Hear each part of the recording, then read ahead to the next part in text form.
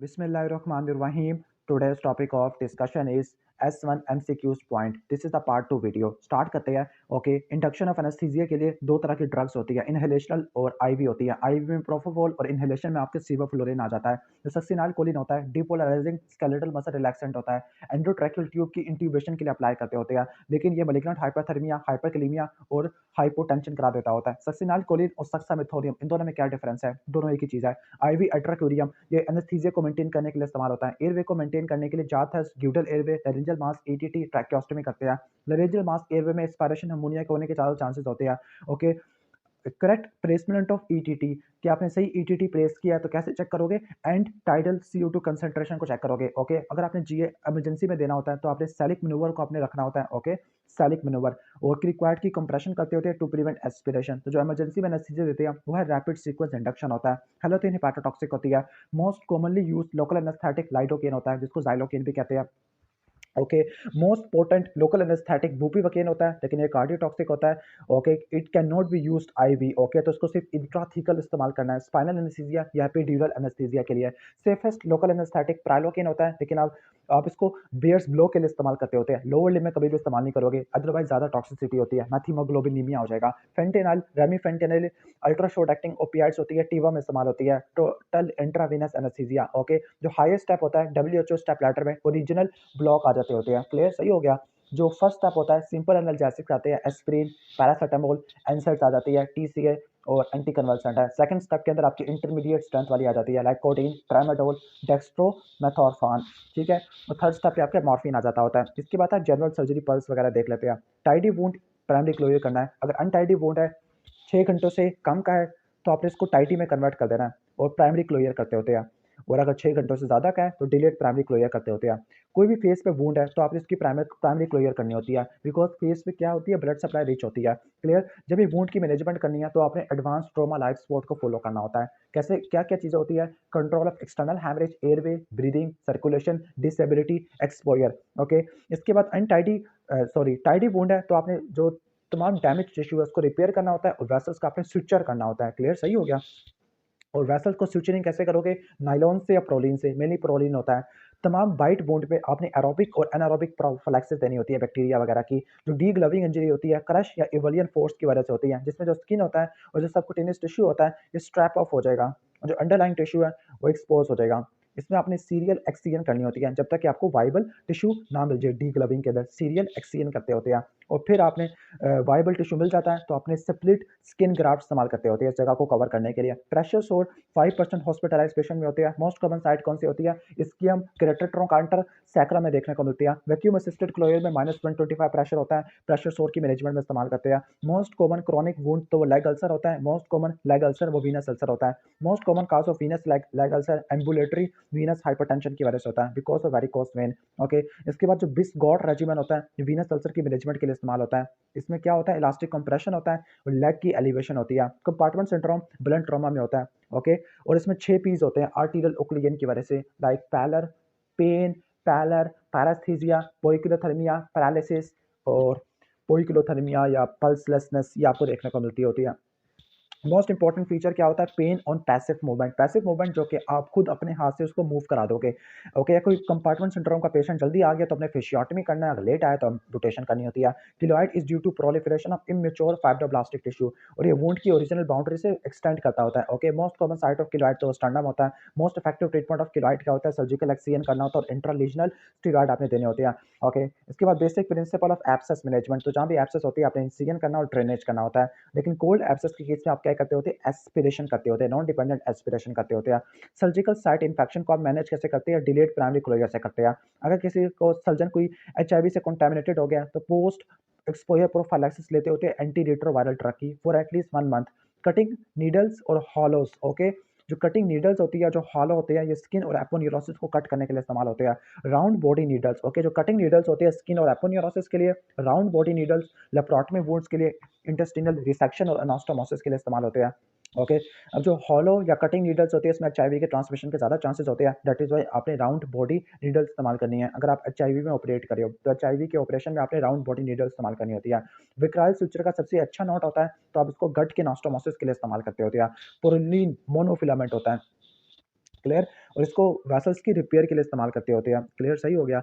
Okay, यानी proline vessel की repair में, हर्निया की रिपेयर में और एब्डोमिनल वॉल की रिपेयर में इस्तेमाल होता है। क्यों? क्योंकि इसकी होल्डिंग इंटीग्रिटी काफ़ी ज़्यादा होती है, जबकि एक्सीलेंट नॉटिंग विकराल स्यूचर में देखने को मिलती है। गट की नॉस्टोमोसिस के लिए इस्तेमाल होता है। और तमाम वास्कुलर नॉस्टोमोसिस को आपने नॉन एब्जॉर्बेबल स्यूचर से करना होता है, लाइक प्रोलिन है। ड्यूरिंग एम्बोलेक्टमी अगर फेमरल आर्टरी को आपने if the femoral artery is cut by transverse incision, तो आपने इसको प्रोलिन से करना होता है, ठीक हो गया। लेकिन अगर लॉन्गिट्यूडल इंसिजन से काटा है तो आपने वेन पैच से इसको क्लोज करना होता है, clear. For the distinction, sorry distinction कहाँ से आ गई, डिसइंफेक्शन और sterilisation of all scopes, endoscope, cystoscope, bronchoscope, तो आपने 2% ग्लूटाराल्डिहाइड या पैरासिटिक एसिड इस्तेमाल करते हैं। प्लास्टिक के लिए इथाइलिन ऑक्साइड है। फाइन कटर सीजर, इसके लिए स्टीरिलाइजेशन इथाइलिन ऑक्साइड से या हॉट एयर ओवन से करते हैं। रिस्पिरेटरी थेरेपी इंस्ट्रूमेंट, ओके, तो फॉर्मल्डिहाइड फॉर डिसइंफेक्शन है। थर्मामीटर और स्टेथोस्कोप के लिए आप अल्कोहल वगैरह इस्तेमाल करते हैं।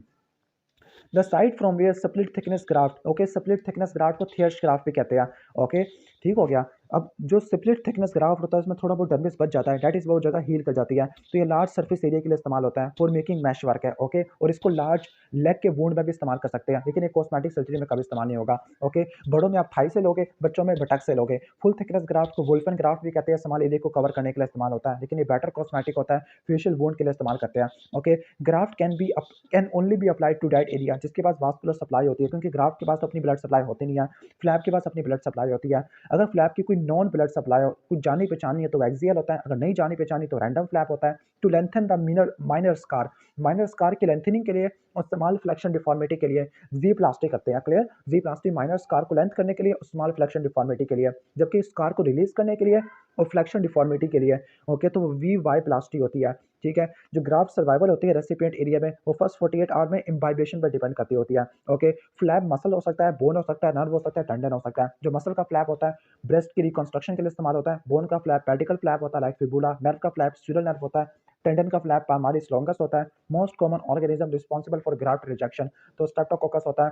फ्री फ्लैप कहीं से भी ले सकते होते हैं and it is not related to the clearly defined artery, जिसको हम रैंडम फ्लैप कहते हैं, ओके, ठीक हो गया, ओके। रैंडम फ्लैप अभी आपने ऊपर पढ़ा था कि जिसको कोई वैसल नहीं होती, ठीक है, ओके।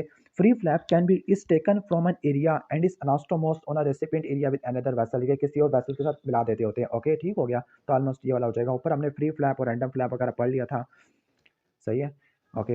इसके बाद नेक्स्ट हम आगे चलते होते हैं, आर्टीरियल वीनस और लिम्फेटिक आ जाएगा। Symptoms of chronic limb ischaemia, तो इसमें इंटरमिटेंट क्लॉटिकेशन होता है, रेस्ट पेन, अल्सरेशन, गैंग्रीन आपको देखने को मिलता है। Pain in calf cause by walking है और रेस्ट लेने से ठीक हो जाता है, नॉट प्रेजेंट और टेकिंग फर्स्ट स्टेप, ओके। तो इंटरमिटेंट क्लॉटिकेशन होता है, आपने इसमें से वॉकिंग छुड़वानी होती है। ट्रीटमेंट में सिलेस्टोजोल इस्तेमाल करते होते हैं, do not do surgery for it. Pain in metatarsal है, relief by hanging legs, okay, legs की हैंगिंग की वजह से या टांगे बिस्तर से बाहर निकाल लेना, ओके, या लेग की एलिवेशन करना या लेग को हॉरिजॉन्टल करना, तो ये, ओके, तो ये आपको क्रिटिकल लिम्फ इस्कीमिया में देखने को मिलता है, इसमें आपने सर्जरी करनी होती है। Normal ankle brachial pressure index, ankle brachial pressure index 0.1 से लेकर 1.2 तक होता है। अगर 1.2 से ज़्यादा हो गया तो आर्टरी स्टिफ हो गया, 0.5 से लेकर 0.9 है, ओके। तो ये क्या होता है, क्रॉनिक लिम्फ इस्कीमिया होता है, ओके, ठीक हो गया। 0.5 से कम हो गया क्रिटिकल लिम्फ इस्कीमिया, 0.3 से कम हो गया तो नेक्रोसिस वगैरह आ जाएगा, ओके।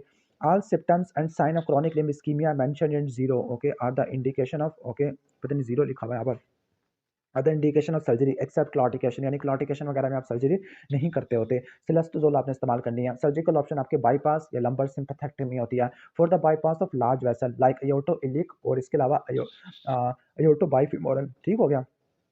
इसके लिए आपने कौन सा ग्राफ्ट इस्तेमाल करना होता है, डेक्रियन वाला। लेकिन फेमरोपोप्लिटियल के लिए ऑटोलोगस सैफनस वेन ग्राफ्ट इस्तेमाल करते हैं। जब भी एयर एम्बोलिज्म होगा तो आपने पेशेंट को उल्टा लेटा देना है, ट्रेंट टेलनबर्ग है, और ऑक्सीजन देनी है, लेफ्ट साइड को डाउन कर देना है, नीडर एस्पिरेशन करनी है राइट वेंट्रिकल की। बल्जर डिजीज को थ्रोम्बोनजाइटिस ओब्लिटरम भी कहते हैं, स्मॉल या मीडियम साइज आर्टरीज को अफेक्ट करता है, यंग मेल स्मोकर में देखने को मिलता है। Most common in lower limbs है, टोस की गैंग्रीन होती है। सर्जिकल ट्रीटमेंट वगैरह सिम्पैथेक्टमी करते होते हैं, क्लियर, इसकी बल्जर डिजीज में, या आर्टीरियल रिकंस्ट्रक्शन है या ओमेंटल ग्राफ्ट होता है, okay. Below knee amputation is the last resort है, ठीक है। इन बिलो नी एम्पुटेशन जो 12 सेंटीमीटर बिलो स्केल टुबरोसिटी, ओके, यानी जो बिलो नी एम्पुटेशन होती है टिबियल टुबरोसिटी के 12 सेंटीमीटर नीचे करते होते हैं, ओके, ओके। प्रोस्थेसिस अच्छी तरह लग सकती है इसमें, so preferred over, okay, Syme's. For example अगर किसी पेशेंट को एंकल की इंजरी हो गई और एम्पुटेशन ज़रूरत है, और जो टिश्यू है distal malleolus, tissue distal to the malleolus, उसको भी रिमूव करना होगा, जो बेस्ट एम्पुटेशन वो साइंस नहीं होगा, ओके। साइंस तो बिलो नी में it will be a below knee, okay, below knee because of better fixation of prosthesis. In short वो ये कह रहे हैं कि जो बिलोनी एम्पुटेशन होता है ये ज़्यादा प्रेफरेबल होता है एज कम्पेयर टू साइंस, क्योंकि प्रोस्थेसिस अच्छे से फिट आ सकता होता है। Most common cause of superficial thrombophlebitis तो आईवी कैनुला या ब्रानुला होता है। Pseudo arterial aneurysm femoral vein की एनोरिज्म होता है because of IV drug user इस जगह को लेते होते हैं, and it is a differential diagnosis of inguinoscrotal swelling होता है। जो फिलारियासिस होता है लिम्फ नोड को डैमेज करता है, not lymphatic vessels. Endemic lymph elephantiasis, इसको पोर्टोकोनियोसिस भी कहते हैं, ये सिलिका की वजह से होती है। एंडेमिक एलिफेंटियासिस को पोर्टोकोनियोसिस कहते हैं। Clear. Most common cause of chyluria filariasis की वजह से होता है। फैटी मिल्क के बाद मिल्की यूरिन होगा। लिम्फ टोटल प्रोड्यूस होता है 8 litre. Trendelenburg position operation varicose vein के लिए था, जबकि ट्रेंट डिलनबर्ग पोजीशन अभी पड़ी थी एयर एम्बोलिज्म के लिए। ओके। तो जो ट्रेंट डिलनबर्ग ऑपरेशन होता है इसमें लाइगेशन करते हैं सैफ्रोफिमोरल जंक्शन की, और फिर आप ग्रेड सैफ्रस वेन को स्ट्रिप कर लोगे। Investigation of choice for DVT duplex ultrasound होता है। सर्जरी फॉर वेरिकोज वेन, तो ये डीवीटी में कॉन्ट्राइंडिकेटेड होती है। अब जो लिम्फेडिमा होता है डिफरेंट टाइप का होता है। ओके, ठीक हो गया। जो प्राइमरी लिम्फेडिमा होता है अगर 2 साल से नीचे होता है वो कंजेनाइटल होता है, बायलैटरल होता है, मेल्स में देखने को मिलता है। जो 2 से लेकर 35 वालों में प्रीकॉक्स लिम्फेडिमा होता है, 2 से लेकर 35 में देखने को मिलता है। यूनिलैटरल होता है, फीमेल्स में देखने को मिलता है। लिम्फेडिमा टार्डा 35 साल से ऊपर वाले में होता है, ओबेसिटी से रिलेटेड होता है। ओके। अगर सबक्लेवियन आर्टरी की एथेरोस्क्लेरोसिस हो गई है just proximal to the origin of vertebral artery, तो सबक्लेवियन स्टील सिंड्रोम हो जाएगा। अब इन पेशेंट में डिजीनेस होता है, वर्टाइगो होता है, आर्म की क्लॉडिकेशन होता है, जब भी वो ओवर यूज कर लेगी अपने आर्म को। डायग्नोसिस में आर्टीरियोग्राफी करा लोगे, बाईपास या बैलून एंजियोप्लास्टी कर सकते हैं, या आर्टेरेक्टमी कर सकते हैं। एक्यूट निबिस्कीमिया में आपने आईवी हेपेरिन देना होता है और इम्बोलेक्टमी करनी होती है, and after embolectomy give heparin and warfarin for 3 to 5 days. DVT में अगर पेशेंट स्टेबल है और कोई एंटीकोगुलेंट की कॉन्ट्राइंडिकेशन है, हेपेरिन आपने 1 से लेकर 2 दिन तक देना होता है। फिर आपने वारफेरिन और हेपेरिन को 5 दिन तक कंटिन्यू करना होता है। फिर आपने वारफेरिन को 6 महीने तक चलाना होता है। ठीक हो गया। अब वारफेरिन क्यों मिला के दे रहे हैं हेपेरिन के साथ, क्योंकि थोड़ा सा टाइम लगता होता है। ठीक हो गया। ओके। हेपेरिन इसलिए ऐड करिए क्योंकि वारफेरिन को थोड़ा टाइम लगता होता है। इसके बाद फॉर डीवीटी अगर पेशेंट अनस्टेबल है, ऊपर हमने पढ़ा था पेशेंट स्टेबल है, नो कॉन्ट्राइंडिकेशन थी, तो उसमें आपने हेपेरिन 1 से लेकर 2 दिन तक दी थी। फिर वारफेरिन हेपेरिन 5 दिन तक दिया था, फिर आपने वारफेरिन चलाया था। लेकिन अगर पेशेंट अनस्टेबल है तो थ्रोम्बोलाइटिस करोगे, सेम हेपेरिन 1 से लेकर 2 दिन तक, वारफेरिन आप 5 दिन तक। ओके। और 6 महीने तक कंटिन्यू करेंगे। अगर एंटीकोगुलेशन से कॉन्ट्राइंडिकेशन है तो इन्फीरियर वेना कैवा फिल्टर देना होता है। ओके, ठीक हो गया। और अगर एक्यूट लिम्फ इस्कीमिया तो आपने वारफेरिन जस्ट फॉर 5 डेज देना होता है। ओके, लेकिन अगर डीवीटी है तो आपने वारफेरिन 6 मंथ तक देना होता है। क्लियर, सही हो गया। तो दोनों की चीज़ आपने देख लिया। इसके बाद एटीएलएस गाइडलाइंस होती हैं, इसमें आप एबीसीडी को मेंटेन करते हैं। ए से एयरवे होता है, इसमें आप वर्बल रिस्पॉन्स चेक करोगे, जो बंदा बोल सकता है इसका मतलब है कि उसको एयरवे की इंजरी नहीं है। क्लियर माउथ विद शक्कर है। ओके, इसके अलावा अगर जीसीएस 8 से कम है, 8 से कम है, कोमे के अंदर जा सकता है, तो आपने डेफिनेटिव एयरवे स्टैब्लिश करनी है। ट्रैकियोस्टोमी से कर सकते हैं, या क्रिकोथेराटोमी से कर सकते हैं, और कैसे कर सकते हैं, एंडोट्रैकियल इंट्यूबेशन से भी कर सकते हैं। बी से ब्रीदिंग है, 100% ऑक्सीजन देते हैं, टेंशन हीमोथोरक्स को रूल आउट करते हैं। सी से सर्कुलेशन है, कॉन्शियसनेस लेवल देखोगे, पैलेट देखोगे, पल्स देखोगे, बीपी देखोगे, पल्स ज़्यादा सुपीरियर होता है। डिसेबिलिटी में जीसीएस करा लोगे, अल्टर्ड लेवल ऑफ कॉन्शियसनेस को रूल आउट कर लोगे। ई से एक्सपोजर है। फिर रिससिटेशन करोगे, आईवी फ्लूइड से एनाल्जेसिया दोगे। रेडियोग्राफ करा लोगे, लैटरल सर्वाइकल स्पाइन का, AP chest, AP pelvis abdomen का। सेकेंडरी सर्वे करोगे, पहले आप एम्पल टेक्निक यूज करोगे हिस्ट्री के अंदर। ए से क्या, एलर्जी, एम से मेडिकेशन इंक्लूडिंग टेटनस, पी से पास मेडिकल हिस्ट्री, एल से लास्ट मील, और ई से क्या होगा, events at the time of incidents. तो एम्पल, एलर्जी, मेडिकेशन, पास मेडिकल हिस्ट्री, लास्ट मील और इवेंट्स आ जाएगा। ओके। फिर आपने हेड टू टू एग्जामिनेशन करना होता है after checking each and every part, और आपने लॉग रोल परफॉर्म करना होता है। Examine the back of the patient है। 4 बंदे चाहिए होते हैं लॉग रोल परफॉर्म करने के लिए, और स्पाइनल प्रोटेक्शन काफ़ी ज़्यादा नेसेसरी होती है। ओके, सही हो गया। इसके बाद नेक्स्ट आगे चलते होते हैं, रीवैल्यूएशन करते होते हैं, फिर डेफिनेटिव मैनेजमेंट डिपेंड करती है किस पार्ट का ट्रॉमा होता है। अगर पेशेंट हीमोडायनेमिकली अनस्टेबल है तो फास्ट करना होता है, अगर अवेलेबल नहीं है तो डायग्नोस्टिक पेरिटोनियल इवाज है। अगर पेशेंट स्टेबल है तो कंट्रास्ट सिना सिटी स्कैन होता है। लेकिन हमारे क्लिनिकल प्रैक्टिस में अगर किसी पेशेंट का शॉक है, एब्डोमिनल ट्रॉमा है, और ओके, तो इमीडिएटली परफॉर्म नहीं कर सकते, तो आपने क्या करनी होती है, डैमेज कंट्रोल सर्जरी करनी होती है। डैमेज कंट्रोल सर्जरी के अंदर क्या होता है, डैमेज कंट्रोल सर्जरी के अंदर फ्लूइड चैलेंज दोगे, 10 मिनट के अंदर आप 250 से लेकर 500 एमएल फ्लूइड दे दोगे, 500 एमएल का फ्लूइड दे दोगे। ठीक है। फिर इसके बाद सर्जिकल एनाटमी वाला आ जाएगा। सर्जिकल एनाटमी के अंदर इसोफेगस, डुओडेनम और यूरेटर तीनों 25 सेंटीमीटर होती है। इसोफेगस में 4 कंस्ट्रक्शन होती है, एक बिगिनिंग के लेवल पे देखने को मिलती है, दूसरा aorta, arch of aorta, left main bronchus और डायफ्रामेटिक ओपनिंग होती है। पहली 15 सेंटीमीटर के लेवल पे होती है, फ्रॉम द इंसाइजर्स क्रिकोफेरेंजियस के लेवल पे देखने को मिलती है, C6 के लेवल पर। दूसरी 22.5 सेंटीमीटर के लेवल पे होती है, जहाँ पे आर्च ऑफ एओर्टा क्रॉस करता है, T4। तीसरी 23.5 पे होती है, लेफ्ट मेन ब्रोंकस वाला। और चौथी होती है इसोफेजियल हाइटस, जो कि T10 के लेवल पे पड़ा होता है। क्लियर। इसके बाद oesophagus just posterior to the left atrium and mediastinum है। ओके, यानी इसोफेगस ना लेफ्ट एट्रियम के बिल्कुल पीछे पड़ा होता है। That is why trans oesophageal echocardiography कर सकते होते हैं। Foreign bodies are most likely to launch in the above constriction, mainly meninges में फंस जाती होती है। Lymphatics of oesophagus are complexly around its adventitia. तो जो टी और एन स्टेज को डिटरमिन करने के लिए लोग को रीजनल सेपरेट को देखने के लिए एंडोस्कोपिक अल्ट्रासाउंड करते होते हैं। If we do anastomosis after oesophagectomy in thorax, okay ठीक है, अगर हम इसोफेजेक्टमी की है थोरैक्स के अंदर, अनास्टोमोसिस कर रहे हैं, for example Ivor Lewis operation कर रहे हैं, कौन कौन से करते हैं, मैक्यूइन, आइवर लुइस और ओरिंगा ट्रांसहाइटल होता है, तो मीडियस्टीनाइटिस नहीं होगा, ओके सॉरी मीडियस्टीनाइटिस हो सकता है अगर हम अनास्टोमोसिस थोरैक्स में कर रहे हैं। दैट इज व्हाई आपने अनास्टोमोसिस करना होता है सर्वाइकल इसोफेगस में। This type of surgery is called McKeown 3 stage surgery. In short McKeown 3 stage surgery में अनास्टोमोसिस सर्वाइकल पार्ट में होता है, दैट इज व्हाई मीडियस्टीनाइटिस नहीं हो पाता। लेकिन आइवर लुइस के अंदर जो अनास्टोमोसिस होता है थोरैक्स में होता है और मीडियस्टीनाइटिस हो जाएगा। ट्रैकियोएसोफेगल फिस्टुला में जो एनजी होती है, it can not be passed more than 10 centimetre from the mouth है। इसोफेजियालाइटिस इज एट T10 है और इसमें 3 स्ट्रक्चर पास करते हैं, क्लियर, वो कौन कौन से होते हैं। इसोफेगस बोथ वेगस नर्व है, लेफ्ट फ्रेनिक आर्टरी है, और oesophageal branches of left gastric artery आपको देखने को मिलती होती है। मेनली लेफ्ट गैस्ट्रिक आर्टरी रट्टा मार लो, फ्रेनिक आर्टरी रट्टा मार लो, वेगस नर्व और इसोफेगस खुद होता है। अब स्टोमक में जो लिम्फेटिक्स होती है उनको सेपरेट करने के लिए वाटर शेड लाइन होती है। अब कुछ पॉइंट्स रट्टे मार लो, जो D1 होता है अलोंग द लेजर और ग्रेटर कर्वेचर होता है, D2 left gastric artery, okay, इसके अलावा सप्लीनिक आर्टरी, कॉमन हेपेटिक आर्टरी, ये तीनों आर्टरी सिलिक आर्टरी की मेन ब्रांचेस होती है। यानी D1 लेजर ग्रेटर कर्वेचर पे, D2 ब्रांचेस ऑफ सिलिक ट्रंक, D3 पैरायोटिक पोर्टा हिपैटिस, ये आपको देखने को मिलता है। अब लीवर के 2 एनाटॉमिकल लोब होते हैं, डिवाइड करने वाला फैल्सिफरम लिगामेंट है, और 2 फंक्शनल लोब होते हैं, डिवाइड करने वाला कैंटिली लाइन होती है। जो कॉर्डेट लोब होता है सेगमेंट 1 होता है, बाकी सबकी जो होती है ना वो लेफ्ट टू राइट क्लॉकवाइज इनकी नंबर रट्टा मार लेना। कॉर्डेट लोब की अपनी सेपरेट वीनस ड्रेनेज होती है इंफीरियर वेना कैवा के अंदर। Segmentectomy can be successfully done, okay, without damaging other parts of the liver, okay। middle hepatic vein it is more prone to bleeding during operation of liver है, okay। जब भी hepatic injury होती है आपने 4 P करने होते हैं, push, Pringle, okay, push, Pringle, pack और plug, push, Pringle, pack, plug. इसके बाद जो प्रिंगल मैन्यूवर होता है, इट इज अ क्लैंपिंग और compression with a finger, okay. जो फिंगर होता है ना वो लेजर मोमेंटम के फ्री एंड का हम लगाते होते हैं। इन शॉर्ट जो फिंगर होती है वो free end of lesser omentum को कंप्रेस करती है। This is called foramen of Winslow, और यहाँ पे पोर्टल ट्रायड कंप्रेस हो जाता है। पोर्टल ट्रायड में पोर्टल वेन, हेपेटिक आर्टरी और सीवीडी आ जाता होता है, क्लियर, ओके सही हो गया। इसके बाद सिस्टिक डक्ट होती है, cystic duct is 3 centimetre long होती है, ओके। ये कॉमन हेपेटिक डक्ट से मिल जाती है और सीबीडी बन जाती है और ट्रायंगल ऑफ कैलॉट बनाती है। ट्रायंगल ऑफ कैलॉट के अंदर क्या होता है, हेपेटोसिस्टिक ट्रायंगल भी होता है, इसमें इंफीरियर सरफेस ऑफ लिवर आ जाती होती है, क्लियर। इसके अलावा और क्या देखने को मिलता है, सिस्टिक डक्ट होती है, कॉमन हेपेटिक डक्ट होती है, इसमें कॉन्टैक्ट में right hepatic artery cystic artery होता है, क्लियर, ठीक हो गया, ऑलमोस्ट ये रट्टा मार लेना। इसके अलावा लिम्फ नोड भी होता है जिसको लिम्फ नोड ऑफ मेस्कांगी या लिम्फ नोड ऑफ लुंड भी कहते होते हैं। सेंटिनल लिम्फ नोड होता है, गॉल ब्लैडर का कैंसर इसी को इन्वॉल्व करता होता है। 15% लोगों के अंदर जो राइट हेपेटिक आर्टरी होती है टॉर्शियस कोर्स बनाती है, सिस्टिक डक्ट के सामने से गुजरती है। This is called Moynihan plan, okay sorry एक अजीब सा हमने प्रोनाउंस कर लिया, मोनिहान, मोनिहान, ओके सही हो गया। तो ये क्या होता है, राइट हेपेटिक आर्टरी का टॉर्शियस कोर्स होता है, सिस्टिक डक्ट के सामने से गुजरती होती है, या इसको कैटरपिलर टर्न भी कहते होते हैं।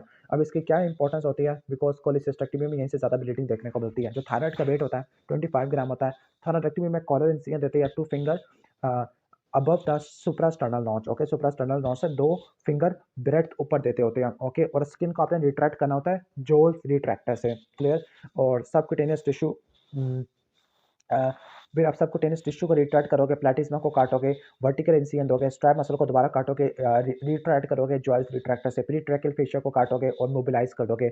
जो सुपीरियर थायराइड पार्टिकल होता है इसकी जो लाइगेशन होती है ग्लैंड के नजदीक करनी होती है, जबकि इन्फीरियर थायराइड आर्टरी की जो लाइगेशन होती है ग्लैंड से अवे मूव करनी है। क्यों, क्योंकि सुपीरियर थायराइड आर्टरी के साथ एक्सटर्नल ब्रांच और सुपीरियर लाइनेजल नर्व भी होती है, ओके ठीक हो गया, ऑलमोस्ट ये हो जाएगा। इसके बाद है सर्जिकल एनाटॉमी वाला in continuation to the point 19 है। पॉइंट 19 कौन सा था, थायराइडेक्टमी के स्टेप्स बताए हुए थे। ड्यूरिंग थायराइडेक्टमी स्ट्रैप मसल को आपने रिट्रैक्ट करना होता है, लेकिन अगर गोइटर काफ़ी बड़ा है और स्पेस काफ़ी कम है तो आपने स्ट्रैप मसल को काट देना होता है। एक बात रट्टा मार लेना, जो स्ट्रैप मसल होते हैं उनको आपने डिवाइड करना होता है हमेशा अपर पार्ट के अंदर, लोअर पार्ट में कभी भी नहीं करना नेक के, क्योंकि वहाँ पे एंसर सर्विकैलिस होता है, लोअर पार्ट में देखने को मिलता है, क्लियर। 75% ऑफ लिम्फेटिक्स ब्रेस्ट की एक्सिलरी लिम्फ नोड में जाती होती है, खासतौर पर इंटीरियर और एपिकल लिम्फ नोड में। 20% इंटरनल मेम्ब्रेन लिम्फ नोड में जाती है, या डेल्टा पेक्टोरल या डायफ्रामेटिक में जाती है। कैंसर ऑफ ब्रेस्ट लिम्फेटिक से फैलता होता है, लेकिन वीनस सिस्टम में भी जा सकता है, वर्टिब्रा में जा सकता है, ब्रेन में भी जा सकता होता है। अगर डायफ्राम का रप्चर हो गया, ओके ठीक हो गया, okay with in the 7 days है तो आपने लेप्रोटमी करना और ट्रांस एब्डोमिनल रिपेयर है। 7 डेज से ज़्यादा है तो ट्रांस थोरेसिक रिपेयर होता है। फ्लेल चेस्ट में अगर स्मॉल सेगमेंट है तो आपने एनाल्जेसिया फिजियोथेरेपी और ऑक्सीजन आपने देनी होती है। ओके, एनाल्जेसिया, फिजियोथेरेपी, ऑक्सीजन है। और आपने होल चेस्ट को टेप कर देना है टू इमोबिलाइज, और आईवी फ्लूइड आपने कॉशन से देने होते हैं। ओके, बिकॉज पल्मोनरी एडीमा ज़्यादा हो सकता है। कोलाइड को प्रेफर करना होता है क्रिस्टलाइट से। अगर बड़ा है, ओके, और ट्रांसफॉर्म हो रहा है रेस्पिरेटरी फेलियर से, तो आपने बायलैटरल चेस्ट ट्यूब डालनी होती है, पॉजिटिव प्रेशर वेंटिलेशन देनी होती है। ब्लंट एब्डोमिनल ट्रॉमा में जो मोस्ट कॉमन ऑर्गन्स होता है, सप्लियन डैमेज होता है। वास्कुलर ट्रॉमा में जो प्रोक्सिमल वेन होता है शुड बी रिपेयर्ड, जबकि डिस्टल वेन को आपने लाइगेट कर देना है। फॉर एग्जांपल, एक पेशेंट को ट्रॉमा हुआ है, तो पॉपुलेटरी वेन को पॉपुलेटरी वेन कट गई है, तो आपने इसको रिपेयर नहीं करना होता है, बल्कि आपने इसको लाइगेट करना होता है। फेमोरल आर्टरी को हमेशा आपने क्या करना है, रिपेयर करना होता है। ठीक हो गया? ओके, ठीक है। और अगर स्मॉल कट है तो आपने स्ट्रक्चर करना है प्रोलिन से, लेकिन अगर बड़ा कट है तो साफनस वेन का पैच से आपने करना होता है। क्लियर? इन शॉर्ट, जो प्रोक्सिमल वेन आपने इसको क्या करना होता है, ओके, प्रोक्सिमल वेन को आपने लाइक रिपेयर करना होता है। और जो आपका वैसे यहाँ पे वेन्स के बारे में बातें कर रहे थे, यहाँ पे तो आर्टरी के बारे में बातें करना शुरू कर दिया। ओके, सही हो गया। चलो, इसके बाद हम आगे चलते होते हैं। As a rule in head injury, अगर blood pressure is increase because of Cushing reflex है। कुशिंग रिफ्लेक्स में क्या होता है, ब्लड प्रेशर ज़्यादा हो जाता है, पल्स रेट कम हो जाती होती है। If a person of head injury is hypotensive है, तो अपने दूसरे बॉडी पार्ट्स वगैरह को चेक करना होता है, because there may be a ongoing haemorrhage, जिसकी वजह से हाइपोटेंशन हो रहा है। फॉर एग्जाम्पल, हीमोथोरैक्स हो सकता है। ओके, अब वही बात कर रहे थे कि अब थ्रैकोटमी आपने हीमोथोरैक्स में कब करनी होती है, जब इनिशियली चेस्ट इंट्यूबेशन में आपको 1500 ml से ज़्यादा ब्लड देखने को मिले। ओके, या 200 ml से ज़्यादा आपको देखने को मिले फॉर 3 to 4 आवर्स है। Emergency room thoracotomy is done if the patient is deteriorating, for example cardiac.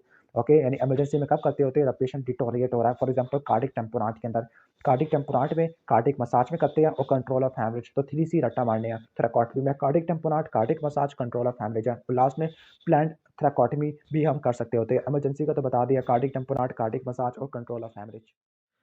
बिस्मिल्लाहिर्रहमानिर्रहीम। Today's topic of discussion is general surgery nuggets. Start करते हैं। अल्ट्रासाउंड में जो साउंड वेव इस्तेमाल होती है, उनकी फ्रीक्वेंसी 3 to 20 मेगाहर्ट्ज़ होती है। अगर आपने एब्डोमेन की इमेजिंग करनी है, तो जो साउंड वेव की फ्रीक्वेंसी 3.5 से लेकर 5 मेगाहर्ट्ज़ चाहिए। लेकिन अगर आपने सुपरफिशियल स्ट्रक्चर्स को देखना है, तो आपने फ्रीक्वेंसी को बढ़ाना है। इन शॉर्ट, अगर आपने डीप स्ट्रक्चर्स को देखना है, फ्रीक्वेंसी कम करनी है, 3.5 से लेकर 5। अगर आपको वैल्यू भूल जाती है, तो आपने रट्टा मारना है। जो पोटेशियम है ना, वो हमारी बॉडी के अंदर होता है, सेल के अंदर होता है। दैट मीन्स एब्डोमेन की इमेजिंग के लिए 3.5 से लेकर 5 करते होते हैं, और 5 से लेकर 10 होता है सुपरफिशियल स्ट्रक्चर के लिए। अदरवाइज नॉर्मल अल्ट्रासाउंड के लिए 3 to 20 मेगाहर्ट्ज़ होती है। ओके, वास्कुलर फ्लो को, वेरिकोज वेन को, वेरिकोसील को, ओके, टेस्टिकुलर टॉर्शन को, इन सबको देखने के लिए डुप्लेक्स अल्ट्रासाउंड कराते हैं। एंडोस्कोपिक अल्ट्रासाउंड एसोफेगस के, स्टोमक के और रेक्टल कैंसर की स्टेजिंग के लिए इस्तेमाल होता है, गोल्ड स्टैंडर्ड होता है। Barium can be given through rectum for colonic examination. तो बेरियम अनीमा होता है, कोलोन के एग्जामिनेशन के लिए इस्तेमाल होता है। क्लियर? लो डोज एक्सरे, ये इस्तेमाल होता है मैमोग्राफी के अंदर, 0.1 सी ग्रे इस्तेमाल होता है। क्लियर? इसके बाद नेक्स्ट आगे चलते हैं। स्क्रीनिंग मैमोग्राफी, ये एसिम्प्टोमेटिक वुमन के ऊपर करते होते हैं। अगर माइक्रो कैल्सिफिकेशन 0.5, यानी अगर कोई कैल्सिफिकेशन है, माइक्रो कैल्सिफिकेशन है, 0.5 मिलीमीटर से कम है, तो आपको मैलिग्नेंसी में देखने को मिलती होती है। क्लियर? यानी जो है ना मैमोग्राफी, पहले तो ये रट्टा मारना, मैमोग्राफी 35 साल से हम ऊपर वाले में कराते होते हैं। दूसरा, अगर कोई बिनाइन या मैलिग्नेंट कैल्सिफिकेशन होती है, कैसे डिफरेंशिएट करते हैं। अगर कोई इल डिफाइंड है और स्पिक्यूलेटेड बॉर्डर है, माइक्रो कैल्सिफिकेशन है, वो मैलिग्नेंसी में देखने को मिलती है। अगर ये बिनाइन होती, तो बिनाइन के वेल डिफाइंड बॉर्डर्स होते हैं, बड़ी-बड़ी कैल्सिफिकेशन होती है, राउंडेड होती है, कम होती है, मल्टीपल क्वाड्रेंट्स को इन्वॉल्व करती है और सिमिलर डेंसिटी की देखने को मिलती होती है। Radio active iodine thyroid gland pickup कर लेता है, that is why iodine scan से हम थायराइड ग्लैंड देख लेते हैं। इसके बाद जो थेलियम होता है, ये मायोकार्डियम की परफ्यूजन को देखने के लिए इस्तेमाल होता है। टेक्नीशियम 99 बोन स्कैन के तौर पर इस्तेमाल होता है। सबट्रैक्शन एंजियोग्राफी के अंदर हम सिर्फ ओपैक स्ट्रक्चर को देख लेते हैं, बाकी सब स्ट्रक्चर्स को हम नलीफाई कर देते हैं। इसके बाद है ऑन्कोलॉजी के नगेट्स। एपीसी, ये ट्यूमर मार्कर होता है कोलोरेक्टल कैंसर का, या इसमें म्यूटेशन देखने को मिलती है। एपीसी की म्यूटेशन कोलोरेक्टल कैंसर में होती है, ट्यूमर मार्कर तो नहीं होता। मैनिन जीन की म्यूटेशन मैन1 में होती है। आरईटी जीन की म्यूटेशन मैन2A मैन2B में होती है। बीआरसीए1 और बीआरसीए2 ब्रेस्ट और ओवेरियन कैंसर के अंदर आ जाता होता है। ओके, इसके बाद है HPV cancer. Okay, human papilloma virus cervix और पीनस का कैंसर करवाता है। एचआईवी कैपोसिस सारोकोमा कराता है। Hepatitis B virus hepatocellular carcinoma कराता है। जो ब्लास्टोमा होते हैं, बच्चों में ज़्यादा कॉमन होते हैं। रेगुलर लो डोज एस्पिरिन हम क्यों यूज़ करते हैं, to prevent colorectal cancer. Annual mammography आपने 45 से लेकर 54 साल की उम्र से आपने स्टार्ट कर देनी होती है। क्लियर? इसकी स्क्रीनिंग वगैरह होती है। नेक्स्ट आगे चलते हैं। Surgery and the radiotherapy are the best for the local control. Local control के लिए हम सर्जरी और रेडियोथेरेपी और सिस्टमिक कंट्रोल के लिए कीमो इस्तेमाल करते हैं। जो कीमो होती है, बहुत सारे कैंसर में इस्तेमाल होती है। ओके, ठीक है, जहाँ पे रिकरेंस का चांस ज़्यादा होता है। फॉर एग्जांपल कोलोरेक्टल कैंसर होता है। अगर आपने जो रेडियोथेरेपी होती है, जो क्यूरेटिव रेडियोथेरेपी होती है, उसकी डोज क्या होती है? सॉलिड ट्यूमर के लिए 60 टू 80 ग्रे होता है रेडिएशन, और लिम्फोमा के लिए 20 से लेकर 40 होता है। लिम्फोमा के लिए 20 एंड 40, एलएस से रट्टा मारना 20 से लेकर 40, फिर 60 से लेकर 80 आ जाएगा। क्लियर?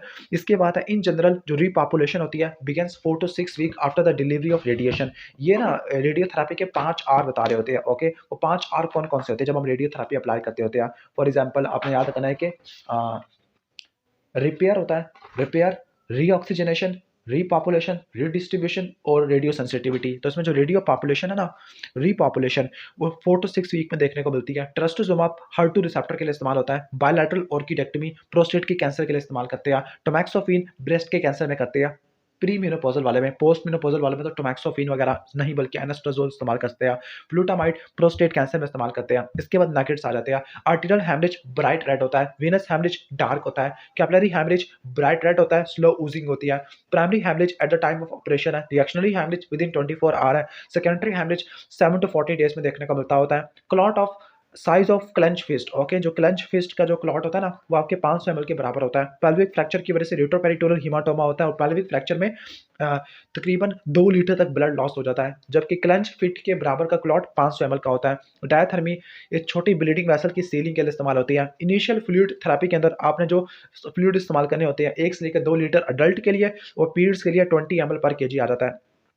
सेलुलर इस्कीमिया में क्या होगा, एटीपी की प्रोडक्शन कम हो जाती है, और लाइसोसोमल डिस्ट्रप्शन आपको देखने को मिल सकती है, और इस्कीमिया की वजह से मैक्रोफेज एक्टिवेट हो जाती है, इंटरल्यूकिन 1 6 टीएनएफ अल्फा प्रोड्यूस कर देते होते हैं। कंपनसेटेड शॉक में जो नॉन वाइटल ऑर्गन है उनकी तरफ ब्लड सप्लाई कम हो जाती है, मेटाबॉलिक एसिडोसिस हो जाएगा। मॉडरेट शॉक के अंदर यूरिन आउटपुट 0.5 ml पर केजी पर आवर से कम हो जाती है, लेकिन अगर सीवियर शॉक है तो जो यूरिन आउटपुट है वो ऑलमोस्ट चली जाती होती है, जीरो के अंदर चली जाती होती है। अब ये शॉक की ग्रेडिंग वगैरह बता रहे हैं कि शॉक कंपनसेटेड होता है, डीकंपनसेटेड होता है। डीकंपनसेटेड में आपने माइल्ड, मॉडरेट, सीवियर रट्टा मार लेना होता है। ठीक हो गया? ओके, ठीक है। आगे चलते होते हैं, और सीवियर शॉक में जो यूरिन आउटपुट होती है ऑलमोस्ट जीरो पे चली जाती होती है, ब्लड प्रेशर काफी ज़्यादा कम हो जाता है। नेक्स्ट है haemorrhage following trauma is a leading cause of mortality. Okay, सही है। इसके बाद वेसोप्रेसर और आइनोट्रोपिक होते हैं, ये कार्डिक वर्कलोड को बढ़ा देते होते हैं, कार्डिक इस्कीमिया करवा देते होते हैं, लेकिन आपने इसको सिर्फ कार्डियोजेनिक शॉक में इस्तेमाल करना है। Distributive second most common type होती है शॉक की। मोस्ट कॉमन क्या होती है? हेमरेजिक या हाइपोवोलेमिक आ जाएगा। लो डोज डोपामाइन ये वेसोडायलेशन करा देती है, दैट इज व्हाई आपने सेप्टिक शॉक में इस्तेमाल नहीं करना होता।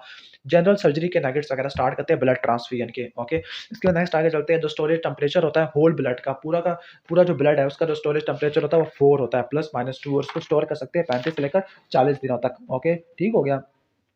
तो ये आपने रट्टा मार लेना है। इसके बाद हम नेक्स्ट आगे चलते होते हैं, like okay, after irradiation, radiation के बाद ओके, जो शेल्फ लाइफ ऑफ आरबीसी होती है वो 14 डेज तक रिड्यूस हो जाती होती है। वन ओके, वन एफेरेसिस या one plasma pheresis is equal to 6 pooled random donor blood concentrate है। बस ये यूनिट देख लेना, 6 के बराबर होता है। जो प्लेटलेट होता है इनका जो स्टोरेज टेम्परेचर होता है ना, कौन सा होता है? रूम टेम्परेचर होता है। ठीक हो गया? उनका कौन सा टेम्परेचर होता है? रूम टेम्परेचर होता है।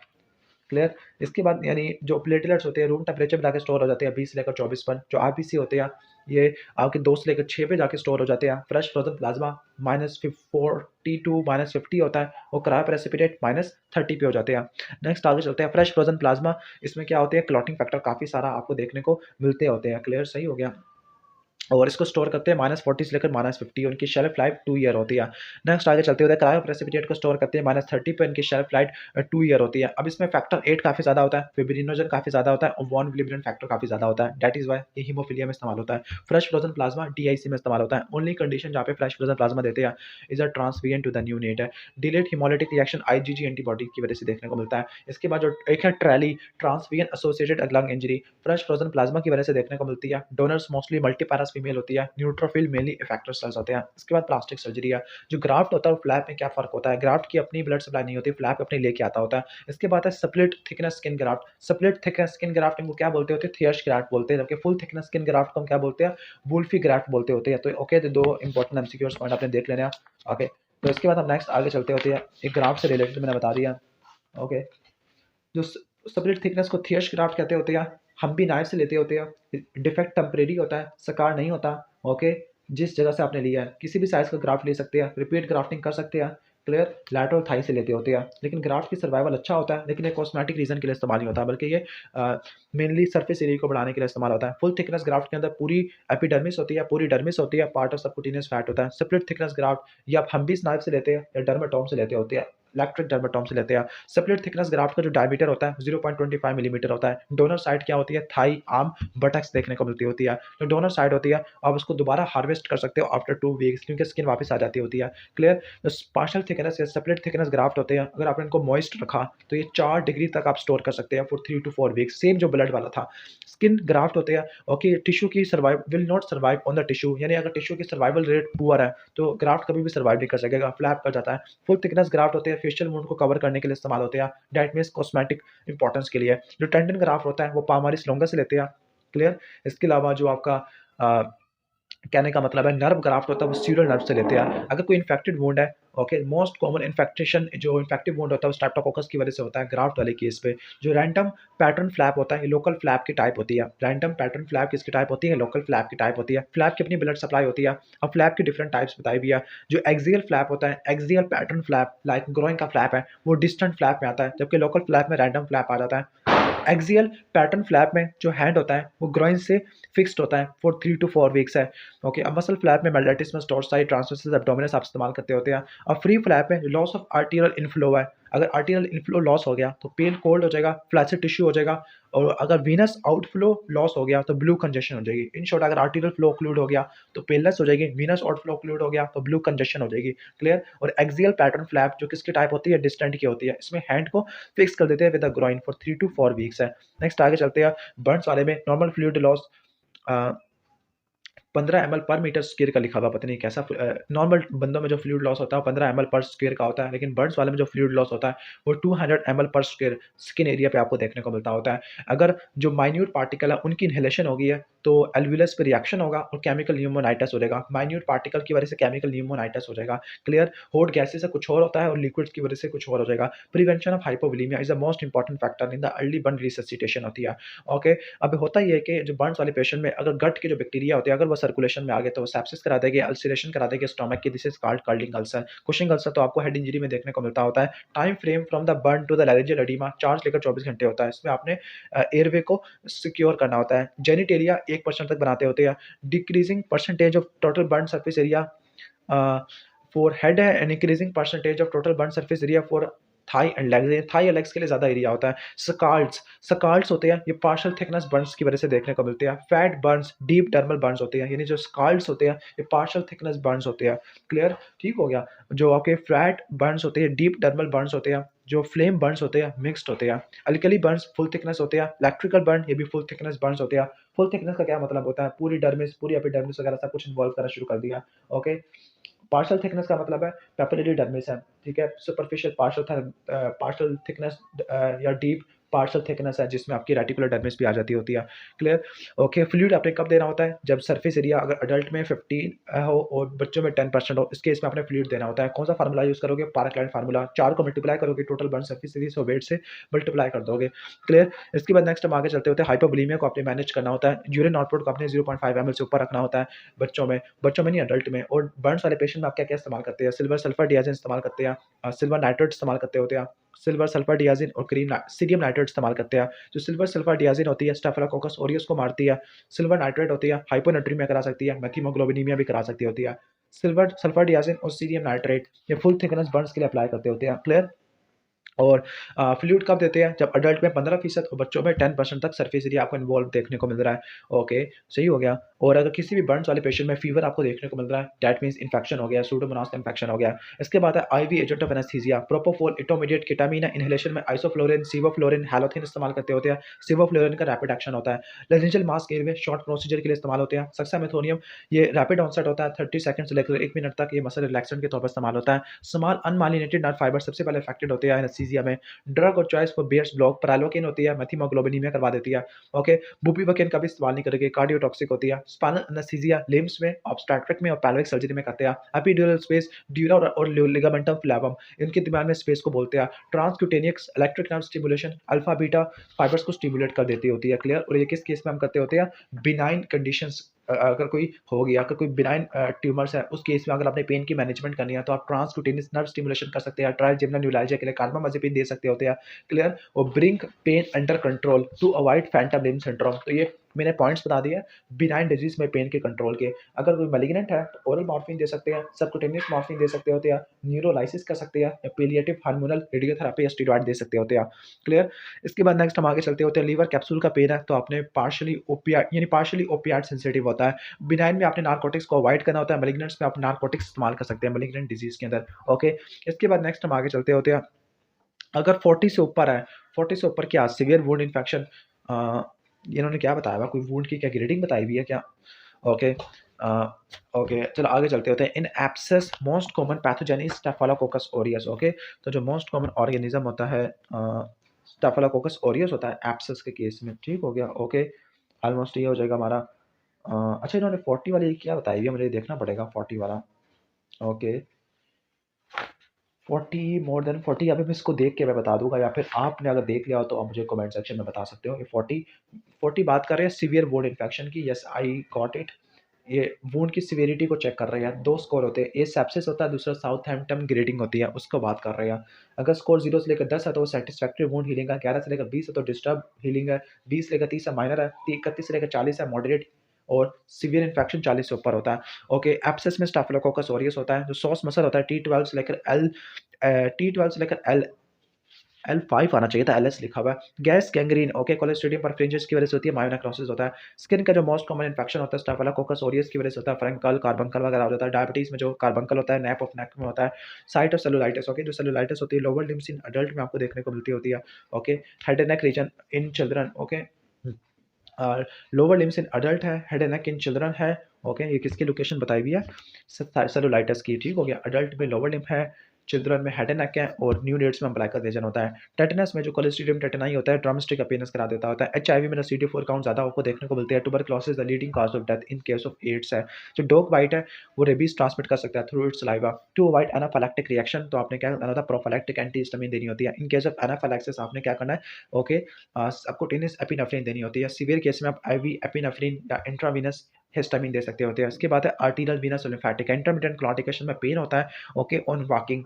ठीक हो गया, और रेस्ट लेने से ठीक हो जाता है। क्लॉटिकेशन इज यानी ये क्या बताता है कि कोई पेरिफेरल वास्कुलर डिजीज है। Ischaemic rest pain ulceration gangrene देखने को मिलता है। रात को बोर्ड सो जाता है, कैसे रिलीव होगा, hanging foot, out of the bed है। क्लियर। इसके अलावा कुर्सी पे सो जाओ। एंकल ब्रेकल प्रेशर इंडेक्स 1 से लेकर 1.2 तक होता है। ज़्यादा हो 1.2 से तो उसका मतलब है इनकम्प्रेसिबल वेसल्स है। डायबिटीज में, एंड स्टेज रीनल डिजीज में 0.5 से कम है क्रिटिकल इस्कीमिया, 0.3 से कम है नेक्रोसिस हो गया।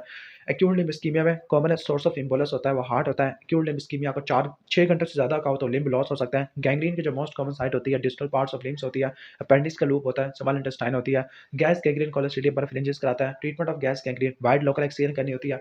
हाई डोज एंटीबायोटिक है लाइक बेंजाइल पेनिसिलिन, मेट्रोनिडाजोल है। ओके, वेरिकोस वेन का डायमीटर 3 मिलीमीटर से ज़्यादा देखने को मिलता होता है। C2 के अंदर आती है। प्राइमरी वेरिकोस वेन के वाल्व के डैमेज होने की वजह से होती है। सेकेंडरी ऑब्स्ट्रक्शन की वजह से होती है। डुप्लेक्स अल्ट्रासाउंड मेन इन्वेस्टिगेशन और चॉइस होता है। Graduated compression stocking knee length और थाई लेंथ के हिसाब से होती है। एंडोवास्कुलर लेजर एब्लेशन ये ट्यूमिसेंट एनेस्थीसिया के अंदर की जाती होती है। किसके लिए करते होते हैं, वेरिकोस वेन के लिए। रेडियो फ्रीक्वेंसी एब्लेशन में बाइपोलर कैथीटर इस्तेमाल करते होती है। Contraindication to varicose vein surgery, अगर डीवीटी है कभी भी वेरिकोस वेन की सर्जरी नहीं करनी होती।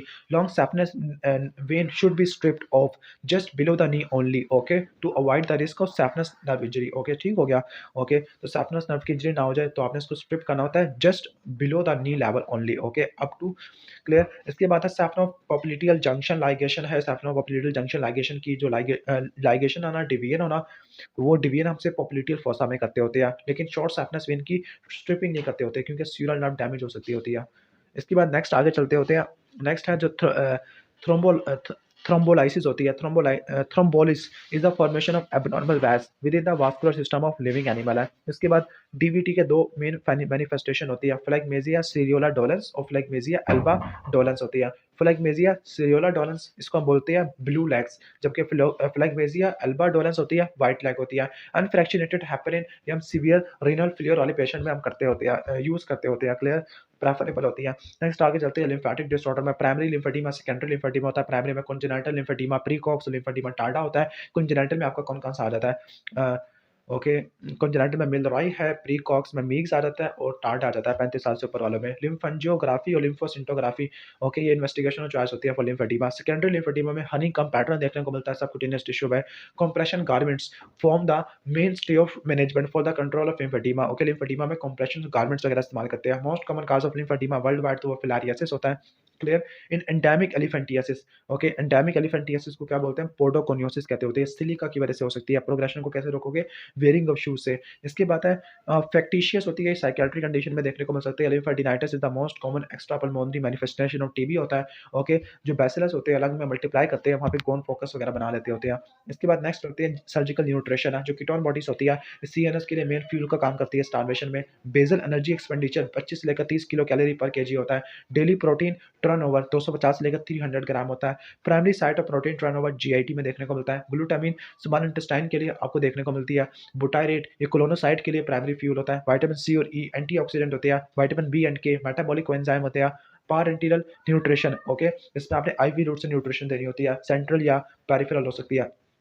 ट्यूब गैस्ट्रोस्टमी 4 से लेकर 6 हफ्तों में देते होते हैं। फॉर इंटेस्टिनल न्यूट्रिशन आपने ग्लूटामिन और फाइबर देने होते हैं।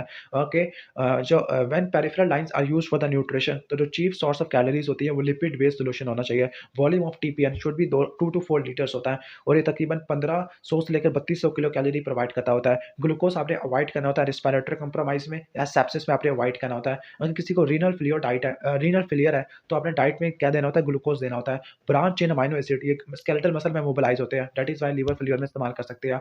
Okay, most carbohydrate and protein absorption duodenum में और जुजिनम में देखने को मिलती है, जबकि आलियम में जो होती है ना बाइल साल्ट्स की, फैट सॉल्युबल विटामिन की, बी12 की एब्जॉर्प्शन देखने को मिलती है और फ्लूइड और इलेक्ट्रोलाइट की एब्जॉर्प्शन आलियम में और लार्ज इंटेस्टाइन में देखने को मिलती है। और सर्जिकल एनाटॉमी में आ जाते हैं। रिकरल लारिंजियल नर्व की पाल्सी थायरॉइडेक्टमी में देखने को मिलती होती है। ओके, रिकरल लारिंजियल नर्व, ओके, तमाम मसल्स को सप्लाई करती है सिवाय एक मसल को। वो कौन सा मसल है? वो है क्रिकोथायरॉइड। क्रिकोथायरॉइड को कौन सी नर्व सप्लाई करती होती है? External branch of superior laryngeal nerve होती है। क्लियर। इसके बाद जो पैराफोलिकुलर सेल्स होती है इनको आप सी सेल्स भी बोलते होते हैं। कैल्सिटोनिन प्रोड्यूस करते होते हैं। Calcitonin is a tumour marker for medullary thyroid cancer होता है। क्लियर, ठीक हो गया। इन रेस्टिंग स्टेट जो निपल डक्ट होती है वो केराटिन से ब्लॉक हो जाती है, जिसकी वजह से कोई सिक्रेशन आपको देखने को नहीं मिलती होती। नेक्स्ट हम आगे चलते होते हैं। Main route of separate of breast cancer तो लिम्फ नोड के जरिए होता है। 20 लेकर 30 लिम्फ नोड्स होते हैं बिलो द एक्सिलरी वेन है। Most common route of lymphatic route, most main route of lymphatic drainage of cancer is to interpectoral lymph node. Interpectoral lymph node को भी इन्वॉल्व कर सकता होता है। डॉटर्स नोड होते हैं, पेक्ट मेजर पेक्ट माइनर के दरमियान में होते हैं। Nodes lateral to the pec minor तो वो होते हैं 1 होते हैं। पीछे पड़े हुए हैं लेवल 2, मीडियल पड़े हुए हैं लेवल 3 होती है। Most dilated part of GIT और स्टोमक होता है। Left vagus nerve anterior trunk बनाती है, right vagus nerve posterior trunk बना देती है। नर्व ऑफ लैटरल जेट ये बॉडी और स्टोमक को सप्लाई करती है, एसिड की सिक्रेशन को बढ़ा देती है। Nerve of Latarjet antrum तक जाती है to end in a configuration, this is called crow foot. तो nerve of lateral jet body of stomach को सप्लाई करती होती है। ओके, और एंट्रम तक जाके ये क्या बनाती है? क्राउ फूड बना लेती है, जो कि एंट्रम को सप्लाई करती है। जो वेगस ट्रंक होता है ये पायलोरिक स्फिंक्टर को सप्लाई करता होता है। D2 को रिसेट करते हैं गैस्ट्रिक कैंसर में। ड्यूडिनम के सेकंड पार्ट को ऐसे लिखा हुआ है। मीडियन लोब, यहाँ पर median lobe periurethral zone transitional zone BPH होता है, जबकि कैंसर पेरिफेरल जोन में या पोस्टीरियर लोब में देखने को मिलता होता है। ट्रांजिशनल जोन मीडियल जोन को मीडियन लोब को कोरिस्पॉन्ड करता होता है। बीपीएच आपको देखने को मिलता होता है। इसके बाद नेक्स्ट हम आगे आ जाते हैं। Okay, superficial inguinal ring triangular opening होती है in the aponeurosis of external oblique muscle है, जबकि फेशिया ट्रांसवर्सालिस ओवल रिंग होती है in the internal spermatic fascia या फाशिया ट्रांसवर्सालिस में। एक्सटर्नल ऑब्लिक मसल की जो एपोन्यूरोसिस होती है, ओके, वो सुपरफिशियल रिंग बनाती होती है। एक्सटर्नल स्पर्मेटिक फेशिया वगैरह आ जाती होती है। इसके बाद लास्ट चैप्टर है सिस्ट, साइनस एंड वुंड होती है। जो डर्माइड सिस्ट की जो इम्प्लांटेशन होती है फीमेल में या टेलर्स में आपको देखने को, इम्प्लांटेबल डर्माइड सिस्ट ये आपको वुमेन में या टेलर्स में देखने को मिलती है ड्यू टू रिपीटेड ट्रॉमा। इसके बाद पायलोनाइडल साइनस होती है, जीप ड्राइवर्स में देखने को मिलती होती है, या बार्बर्स डिजीज भी बोलते होती है इसको। ओके, जीप बॉटम कहते होते हैं। Okay, if there is a large wound after excision, तो अगर बड़ा वुंड है तो आपने इसको ओपन करना है ताकि हीलिंग हो जाए। इसकी सेकेंडरी इंटेंशन से खुला छोड़ देना है। Okay, most common site of enterocutaneous fistula ileum में आपको देखने को मिलते होते हैं। Primary closure should be performed within the 6 to 8 hours of trauma होता है। सेकेंडरी सुचरिंग होती है is applied. Okay, secondary suture आप अप्लाई करते हैं when the wound is left open for more than 10 days. Okay, अगर wound खुला रह गया 10 दिन तक तो आपने सेकेंडरी सुचरिंग करनी होती है। जो स्कार होते हैं the skin they are less resistant to the UV radiation और नर्व ग्रो नहीं करती स्कार वाले टिश्यू में। किलोइड एब्नॉर्मल स्कार होता है जो कि ओरिजिनल वुंड की बाउंड्री से एक्सटेंड कर देता है, ग्रो बियॉन्ड करता है। ओके, किलॉइड होते हैं, ये आपको सिंपल क्लीन वुड में देखने को मिलते हैं। इन नॉर्मल सकार जो कोलेजन बंडल्स होते हैं, they are arrange parallel to the skin surface है। इसके बाद पेरीवास्कुलर फिब्रिन कफ होता है, इसमें तीन चीजें होती है। ओके, पेरीवास्कुलर फिब्रिन कफ में number 1 fibrin, number 2 type four collagen, number 3 fibro fibronectin आ जाता होता है। लैटरल वीनस अल्सर, ये आपको वीनस इंसफिशिएंसी की वजह से, शॉर्ट स्टाफनेस वेन की वजह से देखने को मिलती है। कंप्रेशन थेरेपी आर्टिकल डिजीज में अवॉइड करनी होती है। In the treatment of infection topical antiseptic को आपने अवॉइड करना होता है, बिकॉज ये वुंड की हीलिंग को इंटरफेयर कर देते होते हैं। टॉपिकल एंटीसेप्टिक आपने इस्तेमाल नहीं करनी होती है। 2% टॉपिकल लिडोकेन होती है, during wound care should be used. Okay, 2% lidocaine jail.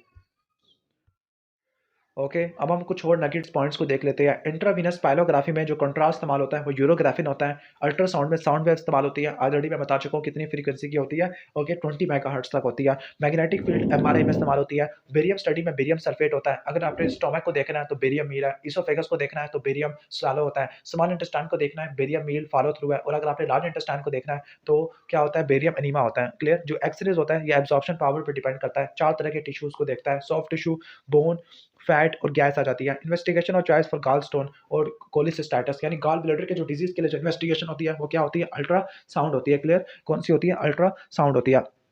जबकि सीबीटी के स्टोन्स के लिए और कोलेंजाइटिस के लिए जो इन्वेस्टिगेशन और चॉइस होती है वो ईआरसीपी होती है। नेक्स्ट आगे चलते हैं, इन्वेस्टिगेशन और चॉइस फॉर वेरिकोसील। वेरिकोसील इसके अलावा और कौन सी होती है, वेरिकोसील हो गया, और varicose when, varicocele, testicular torsion, इनके लिए क्या करते होते हैं, डुप्लेक्स अल्ट्रासाउंड करते होते हैं। इन्वेस्टिगेशन और choice for mass in the oesophagus. Okay, mass in the oesophagus, अगर इसोफेगस में कोई मैस है, रेक्टम का कैंसर है, उसकी इसोफेगस स्टोमक या रेक्टम कैंसर की स्टेजिंग करनी है तो आपने क्या इस्तेमाल करना है, एंडोस्कोपिक अल्ट्रासाउंड आपने इस्तेमाल करना होता है। नेक्स्ट हम आगे चलते होते हैं।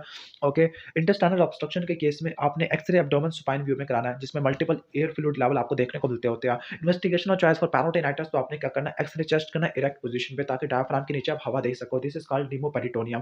क्लियर? इन्वेस्टिगेशन और choice for acute pancreatitis, acute के लिए, पेंक्रियाटिक सूडोसिस्ट के लिए और पेंक्रियाटिक कैंसर के लिए कॉन्ट्रास्ट एनहांस्ड सीटी स्कैन होता है। Okay, barium study for firings और इसोफेगस तो वो बेरियम साला होता है। स्टोमक के लिए बेरियम मील होता है। स्मॉल इंटेस्टाइन के लिए बेरियम मील फॉलो थ्रू होता है। लार्ज इंटेस्टाइन के लिए बेरियम एनीमा होता है। मैमोग्राफी 35 साल से ऊपर वालों में करते हैं, अल्ट्रासाउंड 35 साल से नीचे वालों में करते होते हैं। मैमोग्राफी में दो तरह के व्यू होते हैं, क्रेनियो कॉर्डियल मीडियो लैटरल व्यू होता है। Clear? How will you identify the haematoma of skull, तो कैसे पता लगेगा एक्स्ट्रा ड्यूरल या एपिड्यूरल, आपने सीटी स्कैन आपने करना होता है। क्लियर? सही हो गया, ये आ जाएगा आपका। इसके बाद नेक्स्ट हम आगे चलते होते हैं, ट्राइफेजिक सिटी स्कैन लीवर के कैंसर में करते होते हैं। लार्जेस्ट ऑर्गन आपका स्किन होता है एज कम्पेयर टू लीवर है। अगर किसी को ब्लंट एब्डोमिनल ट्रॉमा हो गया, यहाँ पे लीवर लिखा हुआ है लेकिन मोस्ट कॉमन स्प्लीन होती है। क्लियर? इन्वेस्टिगेशन और choice for colon cancer, colonoscopy और बायोप्सी करा लोगे। एमआरआई में गैडोलिनम कंट्रास्ट होता है। एमआरआई की क्या कंट्राइंडिकेशन होती है, एब्सोल्यूट कंट्राइंडिकेशन के अंदर क्रेनियल एन्युरिज्म क्लिप है, या फिर कहने का मतलब है मेटालिक फॉरेन बॉडी चली गई है, कॉक्लियर इंप्लांट है या पेस मेकर लगाया हुआ है। रिलेटिव कंट्राइंडिकेशन के अंदर फर्स्ट ट्राइमेस्टर में प्रेगनेंसी और कोलोस्ट्रोफोबिया आ जाएगा।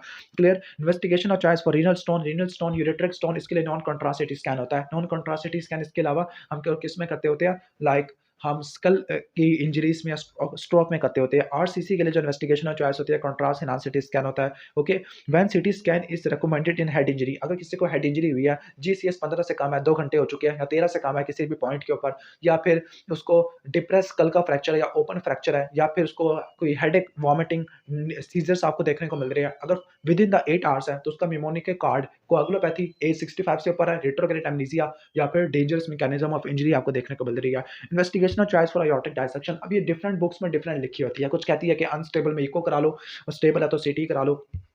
इन्वेस्टिगेशन और चॉइस फॉर अयोर्टिक एनालिज्म तो सीटी वगैरह करा लो आप। इन्वेस्टिगेशन और choice for unstable blunt trauma, okay, अगर किसी को ब्लंट एब्डोमिनल ट्रॉमा है, पेशेंट अनस्टेबल है तो आपने फास्ट आना होता है। अवेलेबल नहीं है तो डायग्नोस्टिक पेरिटोनियल इवाज होता है। स्टेबल है तो कंट्रास्ट एनहांस्ड सीटी स्कैन है। अगर फास्ट पॉजिटिव आ गया तो आपने एक्सप्लोरेटिव लेप्रोटमी करनी होती है। लीवर और रीनल ट्रॉमा, इन दोनों के लिए आपने सीटी स्कैन कराना होता है। इन्वेस्टिगेशन और choice for cystic swelling in the thyroid, cystic swelling है, डायग्नोस करने के लिए एफएनएसी कराना है। सॉलिड को सिस्टिक से डिफरेंशिएट करना है तो फिर आपने अल्ट्रासाउंड कराना होता है। अब हमारे जो फास्ट स्कैन होता है ना, 4 जगह पे करते हैं। निमोनिक है 4P, पेरीपैटिक, पेरीसप्लिनिक और पेरिकार्डिक, इसके अलावा पेल्विक होता है। यानी राइट हाइपोगैस्ट्रियम है, लेफ्ट हाइपोगैस्ट्रियम है। इसके अलावा और कहाँ पे करते होते हैं, लाइक लेफ्ट हाइपोगैस्ट्रिया में और सब जी फाइट वगैरह में करते होते हैं। रीनल मैथ की वैस्कुलरिटी को चेक करना है तो आपने डॉपलर अल्ट्रासाउंड वगैरह करना होता है। अगर कोई पेशेंट है उसका रोड ट्रैफिक एक्सीडेंट हो गया और blood at the tip of पीनस होता है तो सबसे पहले आपने प्लेन एक्सरे कराना होता है, एपी और लैटरल व्यू है। उसके बाद आपने रेट्रोग्रेड यूरिथ्रोग्राम कराना होता है। क्यों? क्योंकि यूरिथ्रा की इंजरी देखने को मिल गई है।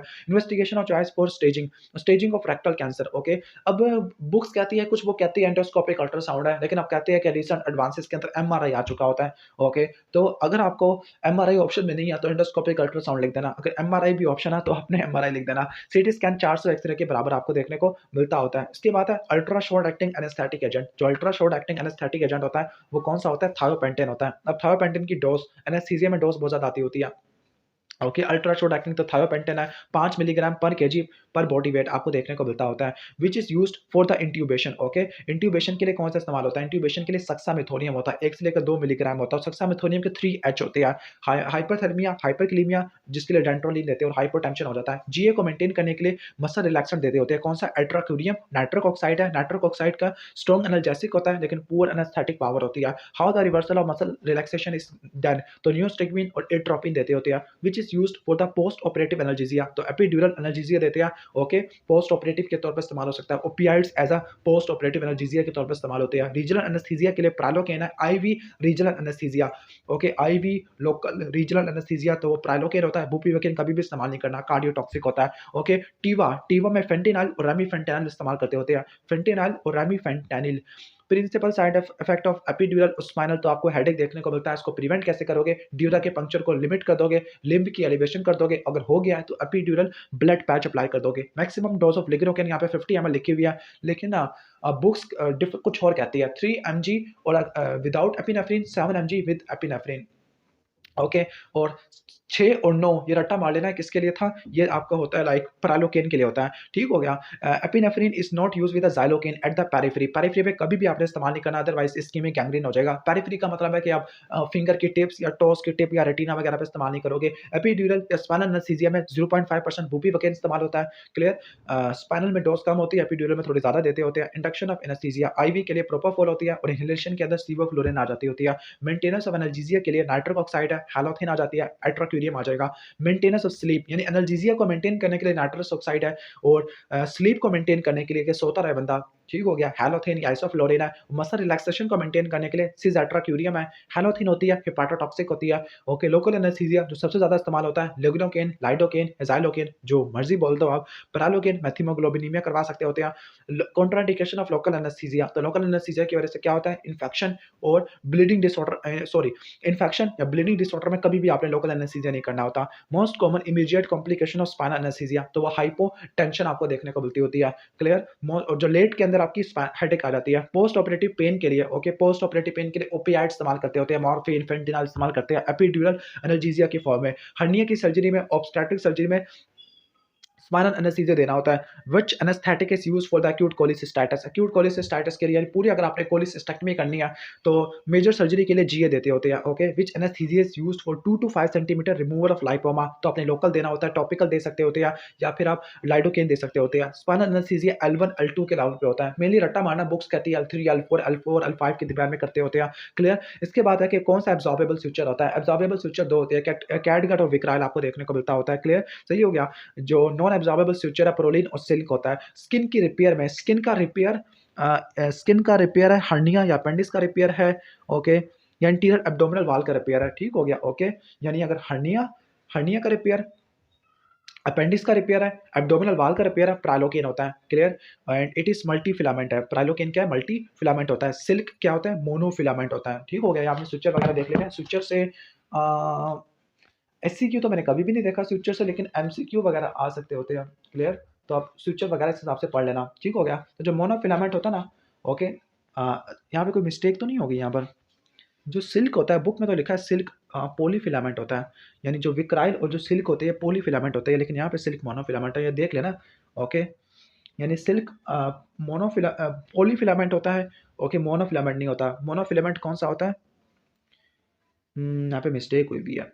ठीक है, बस आप ठीक कर लेना, उल्टा लिखा हुआ है यहाँ पर। ठीक हो गया। सिल्क सिल्क और विक्राइल पॉलीफिलामेंट है। प्रोलीन और ये आपके मोनोफिलामेंट होते हैं। आगे चलते हैं, which is used for the ligation of gut. Gut की लाइगेशन में विक्राल स्विच इस्तेमाल करते हैं। पोस्ट ऑपरेटिव एनाल्जेसिया के तौर पर मॉर्फिन, फेंटेनाइल, एपिड्यूरल एनाल्जेसिया, रट्टा मार लेना। बुप्रीवाकिन लॉन्ग एक्टिंग होती है। Which drug is used before ETT. ETT डालने से पहले सक्सामेथोनियम या सक्सिनालकोलिन देते हैं। ओके, और इसके साइड इफेक्ट क्या थे? 3H थे, हाइपरकालेमिया, हाइपरथर्मिया और हाइपोटेंशन है। Management of chronic limb ischaemia. Okay, तो नर्व की कंप्रेशन क्रॉनिक, अच्छा इस्कीमिया नहीं था, क्रॉनिक लिम्ब पेन था, मैंने स्कीमिया पढ़ लिया। क्रॉनिक लिम्ब पेन में आपने क्या करना होता है? नर्व की कंप्रेशन वगैरह करना होता है क्रॉनिक लिम्ब पेन के केस में, ठीक हो गया। अब बर्न्स एंड ग्राफ्टिंग में चले जाते हैं। अगर बर्न्स पैपिलरी लेयर को इन्वॉल्व कर रहा है तो ये पार्शियल थिकनेस बर्न है, सुपरफिशियल पार्शियल थिकनेस बर्न होता है, 2 हफ्ते में ठीक हो जाता है। और अगर बर्न रेटिकुलर लेयर को इन्वॉल्व कर रहा है तो डीप पार्शियल थिकनेस बर्न होता है, ये 3 हफ्तों में जाके ठीक होता है। कंप्लीट डर्मिस एपिडर्मिस है, फुल थिकनेस बर्न होता है। थर्ड डिग्री वाला जो बर्न होता है ना, वो पेन लेस होता है। Partial thickness burn heal without surgery, लेकिन जो फुल थिकनेस होता है उसमें आपको सर्जरी चाहिए, ग्राफ्ट चाहिए या फ्लैप चाहिए। ग्राफ्ट की अपनी ब्लड सप्लाई नहीं होती है, फ्लैप की होती है। इनहेलेशनल इंजरी की वजह से वोकल कॉर्ड की इंजरी आपको देखने को मिल सकती है। इनहेलेशनल इंजरी की वजह से वोकल कॉर्ड की इंजरी होती है। ओके, कैसे पता लगेगा किसी पेशेंट को एयरवे ऑब्स्ट्रक्शन है? अगर कोई बंदा किसी जगह पे ट्रैप हो गया है, ओके, बर्निंग रूम के अंदर ट्रैप हो गया, फेस और नेक पे आपको बर्न के मार्क्स हैं, ओके, और बर्निंग मार्क्स हुए हुए हैं, ओके, बर्न्स है फेस और नेक पर। और तीसरा इंपॉर्टेंट पॉइंट है, उसको कोई स्ट्राइडर हॉर्सनेस आपको देखने को मिल रही है, तो इस केस में आपने एयरवे को सिक्योर करना था क्रिकोथैलाडोटमी से। रूल ऑफ 9 कहाँ अप्लाई होता है? वेलस रूल ऑफ 9 के अंदर अप्लाई होता है। क्लियर, सही हो गया। इसके बाद है फ्लूइड और चॉइस इन बर्न्स, वो रिंगल एक्टेड होता है। कितना फ्लूइड देना होता है आपने, वो डिपेंड करता है कि कितना सरफेस एरिया इन्वॉल्व हुआ है। पार्कलैंड फार्मूला, 4 को मल्टीप्लाई करते हैं वेट से और टोटल बर्न सरफेस एरिया से। ओके, उसका जो ऑलमोस्ट 50% होता है 8 घंटों में देते हैं, बाकी 50% 16 घंटों में दे देते होते हैं। क्लियर, और ये ऑलमोस्ट हो जाएगा। कब देती है फ्लूइड? जब अडल्ट में 15 और बच्चों में 10% से इन्वॉल्व हो सरफेस एरिया। नेक्स्ट आगे चलते हैं, फ्लूइड ऑफ चॉइस। वॉमिटिंग में नॉर्मल सलाइन होता है, डायरिया में रिंकल एक्टेट है। ओके, बस रट्टा मार लेना, रिंगल एक्टेड बर्न्स में, डायरिया में, इंटेस्टाइनल ऑब्स्ट्रक्शन में प्रेफर करते हैं, बाकी कंडीशन के अंदर नॉर्मल सलाइन आप प्रेफर करते होते हैं। पार्कलैंड फार्मूला क्या होता है? 4 multiply percentage of body surface area और वेट से मल्टीप्लाई कर देना होता है। मेंटेनेंस फ्लूइड क्या होता है? फर्स्ट 10 केजी के लिए 100 ml पर केजी, नेक्स्ट 10 केजी के लिए 50 ml पर केजी, नेक्स्ट 20 केजी के लिए 20 ml पर केजी होता है। Painless burn, third degree burn होता है। Okay, incision over the scar to relieve tension, तो स्क्लेरोटमी होता है। फुल थिकनेस सर्कमफ्रेंशियल बर्न्स में करते होते हैं। बर्न्स वाले पेशेंट में कर्लिंग अल्सर होता है। कुशिंग जो कर्लिंग अल्सर होता है स्टमक में और डुओडेनम में देखने को मिलता होता है। When will NG pass in burn patient? Burn patient में कब एनजी पास करनी है? जब 20% से ज़्यादा बर्न सरफेस एरिया इन्वॉल्व हो गया। अल्कली पूरी स्किन को उड़ा देते हैं। हाइड्रोफ्लोरिक एसिड बर्न हाइपोकैल्सीमिया करवा देता है, that is why calcium gluconate आपने देनी है। Cause of renal dysfunction in Burns electricity, जब भी किसी को बिजली का झटका लगता है तो 3 ऑर्गन्स अफेक्ट होते हैं, मसल, किडनी एंड हार्ट। तो मायोग्लोबिन यूरिया हो सकता है। ग्राफ्ट अपनी ब्लड सप्लाई रेसिपिएंट से लेता है, लेकिन फ्लैब अपनी लेके आता है। ग्राफ्ट जो कि फेस पे अप्लाई करते होते हैं वो फुल थिकनेस ग्राफ्ट वगैरह अप्लाई करते होते हैं। डोनर साइट और फुल थिकनेस ग्राफ्ट, तो जो फुल थिकनेस ग्राफ्ट होता है ना, इसमें पूरी की पूरी डर्मिस और एपिडर्मिस काट लेते हैं, तो ये एयर लोब्यूल से लेते होते हैं। पोस्ट ऑरिकुलर फोर आर्म से लेते हैं या फिर आर्म से लेते हैं। फोर आर्म, आर्म या पोस्ट ऑरिकुलर है, लेकिन जो सेपरेट थिकनेस ग्राफ्ट होता है ये थाई से या बटक से ले सकते होते हैं। Risk factor of graft rejection, तो डायबिटीज, इम्यूनोसप्रेशन और स्मोकिंग है। और most common cause of bacteria जो कराता है ग्राफ्ट रिजेक्शन वो group A beta haemolytic streptococci. Graft की जो सर्वाइवल होता है ना वो 3 चीज़ों पे डिपेंड करता होता है। निमोनिक है, IRI, मेन इंपॉर्टेंट आपका रिवास्कुलराइजेशन है, वैसे सारे इंपॉर्टेंट होते हैं। IRI, okay, imbibition, revascularisation, inoculation या इनोस्कुलेशन। मसल जहाँ से फ्लैप लेते होते हैं, यानी जो मसल फ्लैप होता है वो लेटिसमस डोर्साई से लेते होते हैं। Graft having more than single tissue, तो ये कंपोजिट ग्राफ्ट होता है। एग्जांपल है नेजल एला ग्राफ्ट, स्किन भी है, कार्टिलेज भी है। नर्व फॉर ग्राफ्ट, स्वीडल नर्व होता है।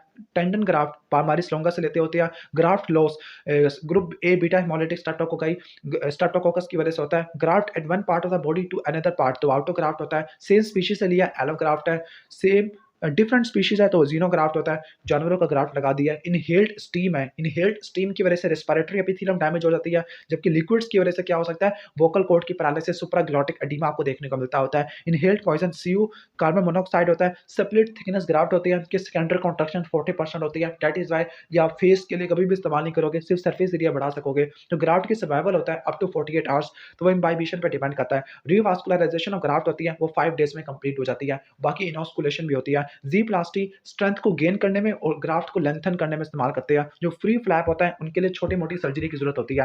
Huge credit goes to doctor Junaid one man army for these notes. तो आगे चलते होते हैं हम स्किन लीजन पे करते होते हैं। जो वॉमिटिंग होती है उसकी वजह से मेटाबॉलिक एल्किलोसिस देखने को मिलता है, खासतौर पर अगर गैस्ट्रिक आउटलेट ऑब्स्ट्रक्शन की वजह से हो तो hypocalcemic, hypokalemic, हाइपोकोलोरेमिक metabolic एल्किलोसिस with paradoxical एसिडिडिया होता है। क्लियर। जो यू वेव्स होती है यू वेव्स हाइपोकैलेमिया में आती है और टाल टेंटेटिव वेव हाइपरकैलेमिया में देखने को मिलती है। जो प्लाज्मा एक्सपांडर्स होते हैं, कोलाइड्स होते हैं, इसमें आपका blood, albumin, haemaccel, hetastarch, gelatin, dextran आ जाते हैं। सेरेब्रल एडिमा के लिए ड्रग ऑफ चॉइस या fluid of choice hypertonic saline होता है। Sodium is properly maintain to prevent the osmotic demyelination syndrome होता है। Most common tumour in fair skin, तो वो बेसल सेल कार्सिनोमा होता है। और ये बहुत इंपॉर्टेंट है। इन्वर्टेड और रोल्ड मार्जिन आज के पेपर में आया हुआ था, कल की पेपर में। इन्वर्टेड और रोल्ड मार्जिन ये बेसल सेल कार्सिनोमा में होते हैं। इन्वर्टेड और ulcerated margin squamous cell carcinoma में होते हैं। अल्सर की एजेस जरूर देख के जाना, यहाँ से कंफर्म 1-2 एमसीक्यू आने हैं। बेसल सेल कार्सिनोमा और स्क्वेमस सेल कार्सिनोमा दोनों के लिए जो इन्वेस्टिगेशन और choice full thickness wedge biopsy होती है और रिकरेंस को अवॉइड करने के लिए मोस सर्जरी होती है, माइक्रोग्राफिक सर्जरी होती है, मोस माइक्रोग्राफिक सर्जरी। बेसल सेल और स्क्वेमस सेल रेडियो सेंसिटिव होते हैं। अल्सर इन बीसीसी रोटेंट अल्सर होता है, रोल्ड एजेस होती है, इन्वर्टेड एजेस होते हैं। क्लियर। अल्सर इन स्क्वेमस सेल कार्सिनोमा यानी अगर बर्न्स वाले पेशेंट में स्क्वेमस सेल कार्सिनोमा आ रहा है तो वो मार्जोलिन अल्सर होता है। अल्सर इन बर्न्स पेशेंट तो वो कर्लिंग अल्सर होता है। अल्सर इन हेड इंजरी कुशिंग अल्सर होता है। प्रेशर अल्सर डिक्यूबिटस अल्सर या प्रेशर सोर्स होते हैं। क्लियर। और कहने का मतलब है कि अ, कहाँ पे ज़्यादा होती है? स्कियम पे, ग्रेटर ट्रोकांटर पे, सैक्रम पे, ठीक हो गया? ये आपको वहाँ पे देखने को मिलते हैं। अंडरमाइंड एजेस टीबी में देखने को मिलते हैं। शेल्विंग एजेस ये आपको देखने को मिलते हैं हीलिंग अल्सर में। अंडरमाइंड एजेस टीबी में देखने को मिलते हैं। पंच आउट ये आपको ट्रॉपिकल अल्सर में देखने को मिलते हैं। वैसे ट्रॉपिकल अल्सर तो वैसे प्रेशर सोर को भी बोलते हैं। ओके, पंच आउट तो वैसे सिफिलिस में भी होते हैं।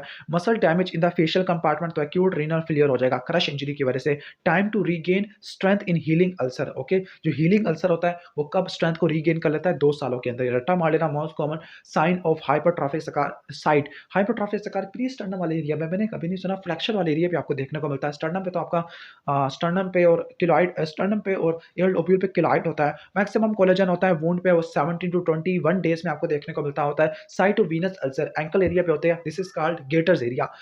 किलॉइड की जो रिकरेंस कॉमन होती है उसके लिए इंट्रालीजनल स्टीरॉइड देते होते हैं। Most common organism in multi organ dysfunction syndrome तो इकोलाई होता है। बैक्टीरियोइड्स आपके यूटीआई में नहीं होते। बोवन डिजीज ये स्क्वेमस सेल कार्सिनोमा करा देता है। इसके अलावा एक्टिनिक केराटोसिस वो भी स्क्वेमस सेल कार्सिनोमा करा देती है। मार्जिनल अल्सर वो भी स्क्वेमस सेल कार्सिनोमा करवा देता होता है।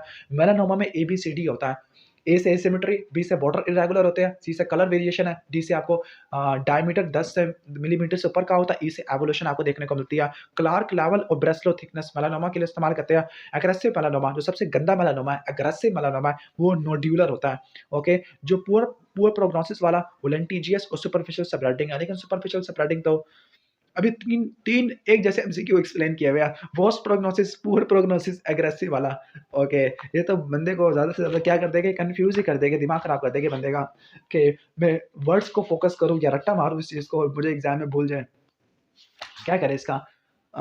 कंटिन्यू करें या फिर 1 मिनट मैं फिर भी बुक से देख लूँ कि बुक क्या कहती है इसके बारे में। तो सुपरफिशियल स्प्रेडिंग होता है, बुक ये कहती है, मोस्ट कॉमन यही होता है और ये किसी भी पार्ट पे हो सकता है। तो मोस्ट कॉमन तो सुपरफिशियल स्प्रेडिंग है, इसकी बात आपने पढ़ लिया है। जो नोड्यूलर होता है it is aggressive than superficial spreading, उसकी निस्बत ज़्यादा एग्रेसिव होता है। ओके, तीसरा लेंटिगो मलिग्ना मेलानोमा। जो लेंटिगो वाला होता है ना, इसको हचिंसन मेलानोटिक फ्रैकल भी कहते होते हैं। क्लियर, ये बूढ़े लोगों में देखने को मिलता है लेंटिगो। इसके बाद एक्रा लेंटिजियस है, ये फीट्स और हैंड्स को अफेक्ट करता होता है। ओके, और इसका पुअर प्रोग्नोस होता है। लेकिन जो सबसे गंदा प्रोग्नोसिस होता है, हाँ ये इंपॉर्टेंट पॉइंट है, जो पुअर प्रोग्नोसिस होता है वो लेंटिजियस का होता है और सुपरफिशियल स्प्रेडिंग का होता है। ओके, और जो सबसे गंदा प्रोग्नोसिस होता है वो ए मेलानोटिक का होता है। इसके बाद है कि इन्वोलेटिंग हेमेंजियोमा। अगर कोई हेमेंजियोमा इन्वोलेट हो रहा है तो उसकी कोई ट्रीटमेंट नहीं लेना होता। अब इन्वोलेटिंग हेमेंजियोमा के एग्जांपल बता सकते हो? ओके, जो इन्वोलेटिंग हेमेंजियोमा होता है इसमें आपका स्टावरी हेमेंजियोमा आ जाता होता है। क्लियर, ठीक हो गया। यानी जो हेमेंजियोमा ना, ये क्या होते हैं, कैपिलरीज के ट्यूमर आपको देखने को मिलते हैं। 2 तरह के होते हैं, इन्वोल्यूटिंग और नॉन इन्वोल्यूटिंग है। जो इन्वोल्यूटिंग होती है ना, उसमें आपका स्ट्रॉबेरी हेमेंजियोमा आ जाता है, साल्मन कलर्ड पैच आ जाता है। ओके, 2 आ जाते हैं, स्ट्रॉबेरी हेमेंजियोमा और साल्मन पिंक पैच है। जबकि नॉन इन्वोलेटिंग हेमेंजियोमा में कौन-कौन से आ जाते हैं? पोर्ट वाइन स्टेन है और cavernous haemangioma. Port wine stand और कैवर्नस हेमेंजियोमा आ जाएगा। Round spherical swelling behind the wrist तो वो गैंग्लियन होती है। कैसे? Round spherical swelling behind the wrist तो वो गैंग्लियन होती है। अब मैं क्यों हँसा हूँ? इसके रीज़न से मुझे ही पता है। ओके। और इसका ट्रीटमेंट क्या होता है, नीडल एस्पिरेशन और इंट्रालीजनल स्टेरॉइड होते हैं। तो इन्वोलेटिंग के अंदर क्या-क्या है, स्ट्रॉबेरी हेमेंजियोमा और साल्मन पिंक पैच है। और नॉन इन्वोलेटिंग के अंदर कौन सी होती है, पोर्ट वाइन स्टेन और कैवर्नस हेमेंजियोमा होता है। बहुत कन्फ्यूजिंग पॉइंट है ये वाले, ठीक हो गया, ओके। तो आप इसको याद कैसे करना है, एनसीपी से याद रख लेना, नॉन इन्वोलेटिंग कैवर्नस और पोर्ट वाइन है, ठीक हो गया, ओके। और इन्वोलेटिंग का निमोनिक है एसआईएस सिस, स्ट्रॉबेरी इन्वोलेटिंग और साल्मन पिंक पैच आ जाएगा, ओके। Irregular swelling, okay. अच्छा, irregular swelling behind the wrist है तो वो डर्माइड सिस्ट है, rounded spherical swelling behind the wrist है तो वो गैंग्लियन होता है। दोनों का ट्रीटमेंट सर्जिकल एक्सियन होता है और इंट्रालीजनल स्टेरॉइड होती है। Most common skin tumour AIDS वाले पेशेंट में कैपोसिस सार्कोमा होता है, ट्यूमर इन नेल बेड है और पेन कोल्ड पे हो रहा है तो ये ग्लोमस ट्यूमर होता है। स्टूडेंट एल्बो ओलिकरनोन बर्साइटस होता है, हाउस मेड नी प्री पेटिलर बर्साइटस होता है। ट्रीटमेंट ऑफ बर्साइटस तो आपने एक्सियन करनी होती है, ओके। अगर आप एक लाइन ड्रा करो, वो लाइन एंगल ऑफ माउथ से लेकर एयर लोब्यूल हो, ओके, एंगल ऑफ माउथ से लेकर एयर लोब्यूल तक हो, तो उससे ऊपर जो ट्यूमर होते हैं बेसल सेल कार्सिनोमा होते हैं, उससे नीचे होते हैं वो स्क्वेमस सेल कार्सिनोमा होते हैं। अभी अच्छी डायग्राम बनी हुई है। Basal cell carcinoma most common type of skin cancer होते हैं। शाइनी पियरली पैप्यूलर नोड्यूल आपको देखने को मिलता है, अम्बलाइकेटेड सेंटर होता है, टेलेंजेक्टेसिया होता है, ग्रोथ स्लो होती है। दोनों सन एक्सपोज्ड एरिया में देखने को मिलते हैं। लेकिन जो स्क्वेमस सेल कार्सिनोमा होता है, इम्यूनो सप्रेशन वाले में, ट्रांसप्लांट में देखने को मिलता होता है। क्लियर। हाइपरट्रॉफिक लीजन होती है, क्रस्टेड लैसिरेशन होता है, इवर्टेड एजेस आपको देखने को मिलते हैं, अल्सरेटेड एजेस देखने को मिलते हैं। ज़्यादा एग्रेसिव होता है as compare to basal cell carcinoma. Squamous cell carcinoma वाला ज़्यादा एग्रेसिव होता है। क्लियर। और जो स्क्वेमस सेल कार्सिनोमा होता है वो लिम्फ नोड तक मेटास्टेसाइज़ कर जाता है, लेकिन बेसल सेल कार्सिनोमा वाला मेटास्टेसाइज़ नहीं करता होता। मोस्ट कॉमन डिजीज़ जिसकी आपने स्क्रीनिंग करनी होती है, सर्वाइकल कैंसर और ब्रेस्ट कैंसर है, दोनों ही फीमेल की है। How screening of cervical cancer is done, paps मेरे में करते होते हैं, ओके। तकरीबन 45 से ऊपर वाली में करते होते हैं, 3 इयर्स की बात करते होते हैं। क्राइटेरिया ऑफ स्क्रीनिंग क्या होते हैं, नंबर 1 डिजीज़ को कॉमन होना चाहिए, टेस्ट को सेंसिटिव स्पेसिफिक होना चाहिए, डिजीज़ इतना कॉमन भी हो, डायग्नोस्टिक फैसिलिटीज़ भी अवेलेबल होनी चाहिए, ओके। ग्रेडिंग को पता लगाने के लिए हम डिफरेंशिएशन वगैरह करते होते हैं। क्लियर, सही हो गया। इसके बाद नेक्स्ट हम आगे आ जाते हैं, ट्यूमर मार्कर है, ओके। हेपाटोसेलुलर कार्सिनोमा में अल्फा फीटोप्रोटीन होता है, कोलोरेक्टल कैंसर में कार्सिनोम यूनिक एंटीजन होता है, बीपीएच में पीएसए होता है, okay. CD20 B cell neoplasm में देखने को मिलता है, ओवेरियन कैंसर में CA125 होता है, पेनक्रियाटिक और गॉल ब्लैडर के कैंसर में CA99 होता है। Drug of choice for ER-PR positive breast cancer तो वेनेस्ट्राजोल होता है, ओके। HER2 न्यू रिसेप्टर के लिए ट्रस्टोजमाब इस्तेमाल करते हैं, मोनोक्लोनल एंटीबॉडी होती है। बिनाइन और मैलिग्नेंट डिजीज को डायग्नोस करने के लिए, डिफरेंशिएट करने के लिए FNAC करते होते हैं। डायग्नोस्टिक और थेरापेटिक दोनों है तो वो ERCP होता है। नंबर 2 एक्सीजनल बायोप्सी होती है। LDH सेमिनोमा में ज़्यादा होता है, कैल्सिटोनिन मेडुलरी थायराइड कैंसर में ज़्यादा होता है, बीटा CG कोरियोकार्सिनोमा में ज़्यादा होता है, ओके। अगर आप कीमो या रेडिएशन प्राइमरी सर्जरी के बाद दे रहे हो तो वो एडजुवेंट है, सर्जरी से पहले दे रहे हो न्यू एडजुवेंट है। कीमोथेरापी ड्रग जो कि हेमरेजिक सिस्टाइटिस करवाती है और साइक्लोफॉस्फेमाइड होती है, कैसे प्रिवेंट करोगे, मेसना से। मिथोट्रिक्सेट की वजह से नेफ्रोटॉक्सिसिटी हो जाती है, मिथोट्रिक्सेट डाइहाइड्रोफोलेट रिडक्टेज को इनहिबिट कर देती है, 5-फ्लोरोउरासिल थायमिडिलेट सिंथेज को इनहिबिट कर देती है, विनक्रिस्टिन की टॉक्सिसिटी है, पेरिफेरल न्यूरोपैथी है, एक्शन ऑफ विनक्रिस्टिन माइक्रोट्यूब्यूल की असेंबली को इनहिबिट कर देता है, सिस्प्लाटिन हियरिंग लॉस करा देती होती है, क्लियर। डॉक्सोरोबाइसिन कार्डियोटॉक्सिक होती है, बिलियोमाइसिन पल्मोनरी फाइब्रोसिस करवा देती होती है, एम फेस रेडियो सेंसिटिव होता है, जबकि एस फेस रेडियो रेजिस्टेंट होता है। SR से रट्टा मार लो, एस फेस रेडियो रेजिस्टेंट होता है, ओके। कौन से रेडियो सेंसिटिव सेल होते हैं हमारी बॉडी में, haematological cell, epithelial stem cell और tumour cells of sexual organ है। रेडियो सेंसिटिव ट्यूमर कौन कौन से होते हैं, ओके। जो रेडियो सेंसिटिव ट्यूमर होते हैं उसमें आपके लाइक आप ऐसे भी याद कर सकते हो कि स्किन में basal cell carcinoma, squamous cell carcinoma होता है, ठीक हो गया, ओके। जीआईटी में कौन सा होता है ट्यूमर जो कि सेंसिटिव होता है, यहाँ पे लिखा ही नहीं है। बाकी सेमिनोमा, कोरियोकार्सिनोमा, लिम्फोमा, रट्टा मार लेना। Tumour cause by radiation, radiation की वजह से पैपिलरी कैंसर और ल्यूकीमिया लिम्फोमा हो जाता है। Drug for prostate cancer, advance prostate cancer में फ्लूटामाइड वगैरह आ जाती होती है, ओके। इसके बाद टोमैक्सोफिन होती है, tamoxifen is okay like tamoxifen is ER receptor blocker for the breast cancer है, which tumor is radio chemo resistance, okay। chemo radio resistant कौन सा होता है, एक तो RCC होता है और malignant melanoma, ये भी रेडियो कीमो रेजिस्टेंट होता है। इंटरल्यूकिन 2 ये T लिम्फोसाइट को एक्टिवेट कर देती होती है। एंडोस्कोपी अगर आपने स्टेरिलाइजेशन करना है तो आपने 2% ग्लूटाराइड आपने इस्तेमाल करना होता है, क्लियर, ठीक हो गया।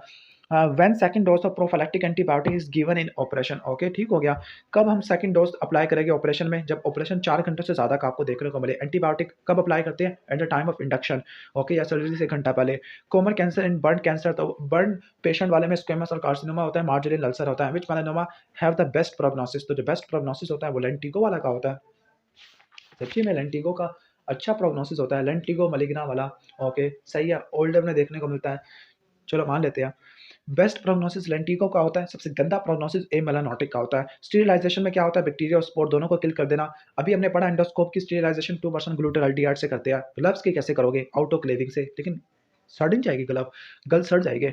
अच्छा, मॉइस्ट हीट आउटोक्लेविंग होती है 121 डिग्री सेंटीग्रेड पे करते होती है। 15 पीएसआई का प्रेशर होता है, और अगर टेम्परेचर 134 होगा तो जो प्रेशर होगा वो 30 हो जाएगा। यानी अगर आपने टेम्परेचर बढ़ाया तो प्रेशर भी बढ़ा ही दिया।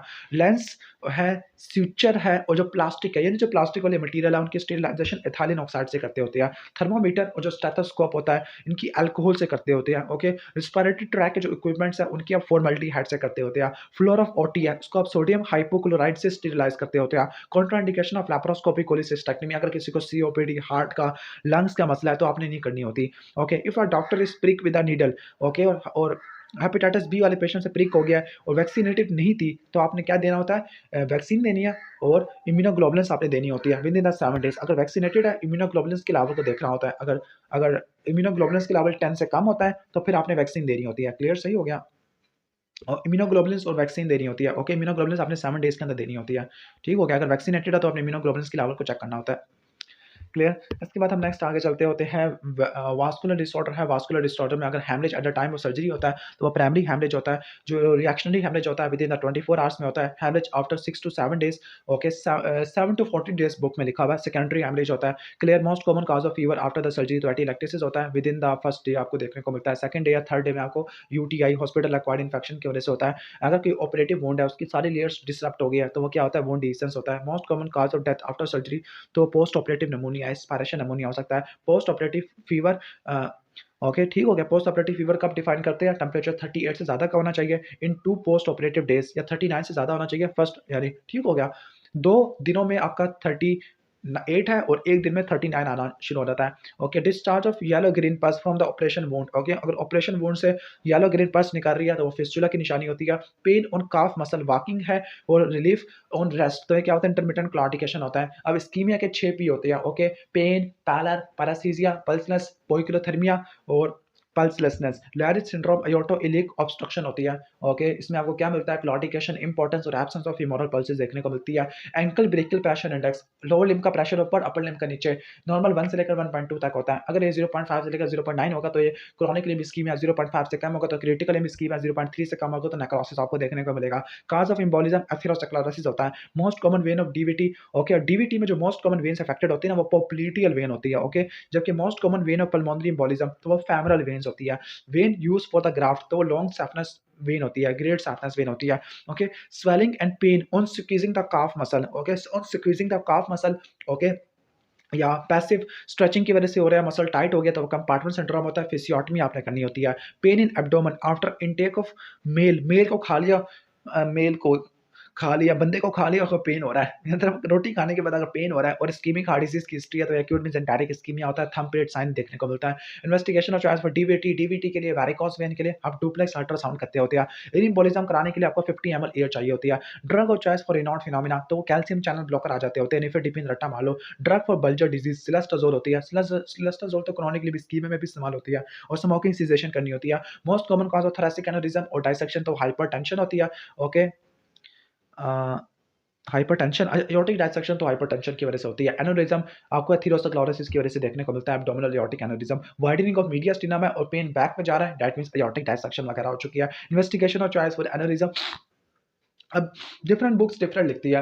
एनेरिज्म के लिए अल्ट्रासाउंड और डाइसेक्शन के लिए सीटी स्कैन, एमआरआई करा लेते होते हैं। अगर कोई एसिम्प्टोमेटिक एनेरिज्म है 5.5 सेंटीमीटर से ऊपर का है, मेल में या फीमेल में 5 है, तब आपने सर्जरी करनी होती है। Most common peripheral aneurysm पोप्लीटियल when में होता है। रट्टा मान लेना कि डीवीटी भी पोप्लीटियल वेन्स में आपको देखने को मिलता होता है।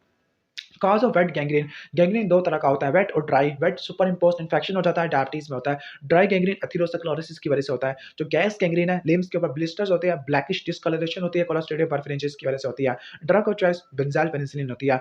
Drug of choice for intermittent claudication already explain कर चुका हूं क्रॉनिक इस्कीमिया में। सिलेस्टोजोल आ जाती है। Drug of choice for peripheral vascular disease in pregnancy, pregnancy में आप लो मॉलिक्यूलर वेट हेपरिन दे दोगे। ट्रेंडिलनबर्ग टेस्ट और टॉर्निकेट टेस्ट ये किसके लिए करते हैं? परफोरेटर्स की पेटेंसी को चेक करने के लिए करते होते हैं। ओके, और डीप वेन्स की पेटेंसी को चेक करने के लिए हम क्या करते होते हैं? हम परथीस टेस्ट करते होते हैं। वैसे फिगान टेस्ट भी परफोरेटर्स के लिए करते होते हैं। ओके, सैफना फीमोरल जंक्शन लाइगेशन के लिए वैसे ट्रेंडिलनबर्ग बुक में लिखा हुआ था। ओके, डुप्लेक्स अल्ट्रासाउंड होता है, ये वेरिकोज वेन के लिए इस्तेमाल करते होते हैं। Bluish swelling on the femoral hernia, femoral area with a thrill है। ओके, फेमोरल एरिया पर ब्लूइश स्वेलिंग है, थ्रिल है। थ्रिल किसको बोलते होते हैं? पाल्पेबल मरमर को बोलते हैं। और ये ना कफिंग से बढ़ जाती होती है, स्टैंडिंग से बढ़ जाती है और लेटने से ठीक हो जाती है। तो ये सैफनस वेरिक्स होता है। अब डीवीटी में दो फिनोमिना होता है, फ्लेगमेजिया सीरियोला डोलेंस, फ्लेगमेजिया अल्बा डोलेंस। तो सीरियोला होता है ब्लू होता है और अल्बा होता है व्हाइट होती है। इन्वेस्टिगेशन चॉइस फॉर डीवीटी का पल्मोनरी एम्बोलिज्म, डीवीटी के लिए तो डुप्लेक्स अल्ट्रासाउंड है, पल्मोनरी एम्बोलिज्म के लिए आपका डू सिटी पल्मोनरी एंजियोग्राफी वगैरह आ जाती होती है। Clear? How to prevent recurrent pulmonary embolism, तो क्या करोगे आप? इंफीरियर वेना कैवा फिल्टर वगैरह अप्लाई करोगे। क्लियर? सही हो गया। इसके बाद नेक्स्ट हम आगे आते होते हैं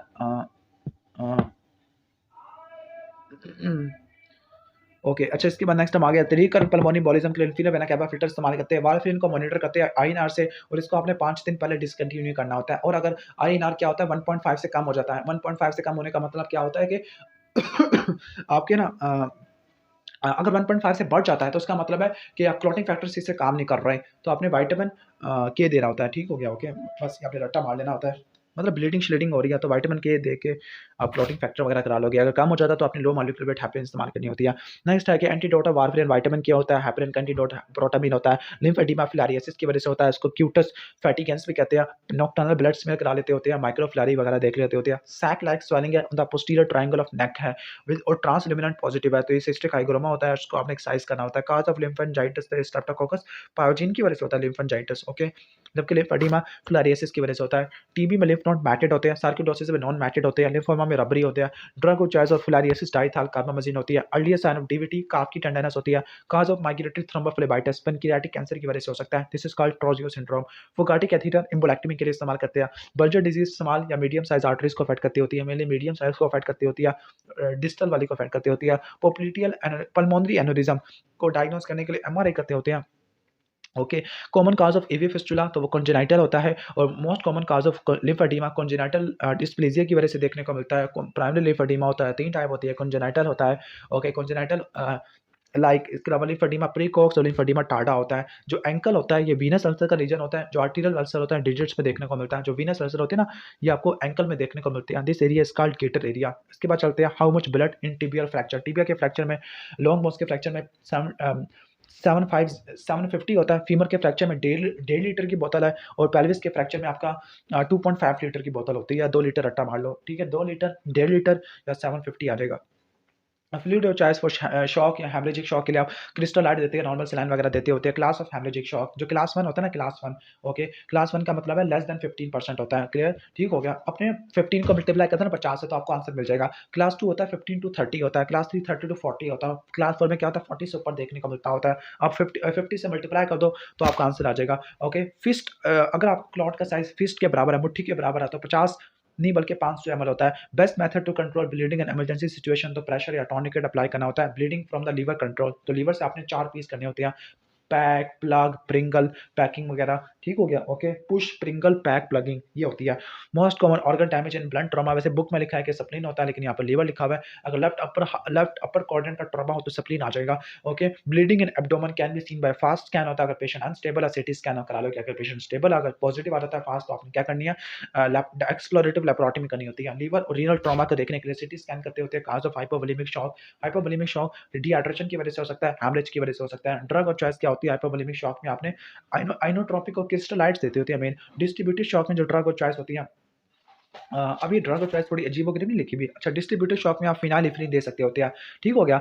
इन शॉर्ट अगर हाइपोवोलेमिक है तो आपने क्रिस्टलाइट्स देने होते हैं। डिस्ट्रीब्यूटेड शॉक है तो फिनाइलिफ्रीन या नोरएपिनेफ्रिन आपने देना है। सेप्टिक शॉक है तो आपने नोरएपिनेफ्रिन देना होता है। क्लियर? इसके बाद है drug shock due to renal shutdown, तो डोपामीन देना होता है। कार्डियोजेनिक शॉक में डोपामीन या डोब्यूटामीन है। Muscle fatigue after exercise, okay, muscle की फटीग आफ्टर एक्सरसाइज तो लैक्टेट की एक्युमुलेशन की वजह से हो सकती है। फीमर का फ्रैक्चर और सडन शॉर्टनेस ऑफ ब्रेथ हो गया तो पल्मोनरी एम्बोलिज्म पॉसिबल हो सकता है। है, ट्रॉमा टू द चेस्ट है और सडन शॉर्टनेस ऑफ ब्रेथ है। ट्रॉमा टू द चेस्ट और sudden shortness of breath, that means क्या हो चुका है, उसको टेंशन न्यूमोथोरैक्स आपको डेवलप हो चुका है। Emergency management of pneumothorax neural decompression होता है सेकंड इंटरकोस्टल स्पेस में।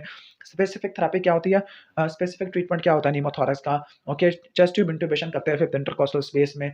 वेन फॉर सीवीपी लाइन, जो नॉर्मली जो सीवीपी लाइन थी ना, मैंने आपको बताया था कि सबक्लेवियन आर्टरी में या फिर आप उसमें देते हैं इंटरनल नहीं, सबक्लेवियन वेन में या इंटरनल जुगुलर वेन में डालते होते हैं। मोस्ट कॉमन सबक्लेवियन वेन होती है, लेकिन ज़्यादातर यूज़ होती है वो इंटरनल जुगुलर होती है राइट साइड की। Cause of shortness of breath on CVP line insertion, तो सीवीपी लाइन इंसर्शन की वजह से शॉर्टनेस ऑफ ब्रेथ है, दो ही डिफरेंशियल बनते हैं, एयर एम्बोलिज्म और दूसरा न्यूमोथोरैक्स हो गया। और एयर एम्बोलिज्म कराने के लिए आपको 50 ml एयर चाहिए होती है। आरबीसी का जो स्टोरेज टेम्परेचर होता है वो +4 +-2 होता है, प्लेटलेट का 20 लेकर 24 होता है, और जो फ्रेश फ्रोजन प्लाज्मा होते हैं, fresh frozen plasma, okay, fresh frozen freezing है -40 से -50 है। जो प्लेटलेट होते हैं 5 दिन तक फंक्शनल होते हैं, आरबीसी 35 से लेकर 40 दिन तक फंक्शनल होते हैं। इसके बाद डिस्ट्रीब्यूटिव शॉक बताया हुआ, डिस्ट्रीब्यूटिव शॉक के 3 इंपॉर्टेंट डिफरेंशियल, रट्टा मालिन है, पल्मोनरी एम्बोलिज्म, इसके अलावा टेंशन न्यूमोथोरैक्स और कार्डिक टैम्पोनाट होता है, क्लियर। तो इसमें क्या होता है, सीवीपी बढ़ जाता होता है, पल्मोनरी कैपिलरी वेज प्रेशर कम हो जाता है, कार्डिक आउटपुट कम हो जाती है, और एसवीआर सिस्टमिक वास्कुलर रेजिस्टेंस वगैरह बढ़ जाती होती है।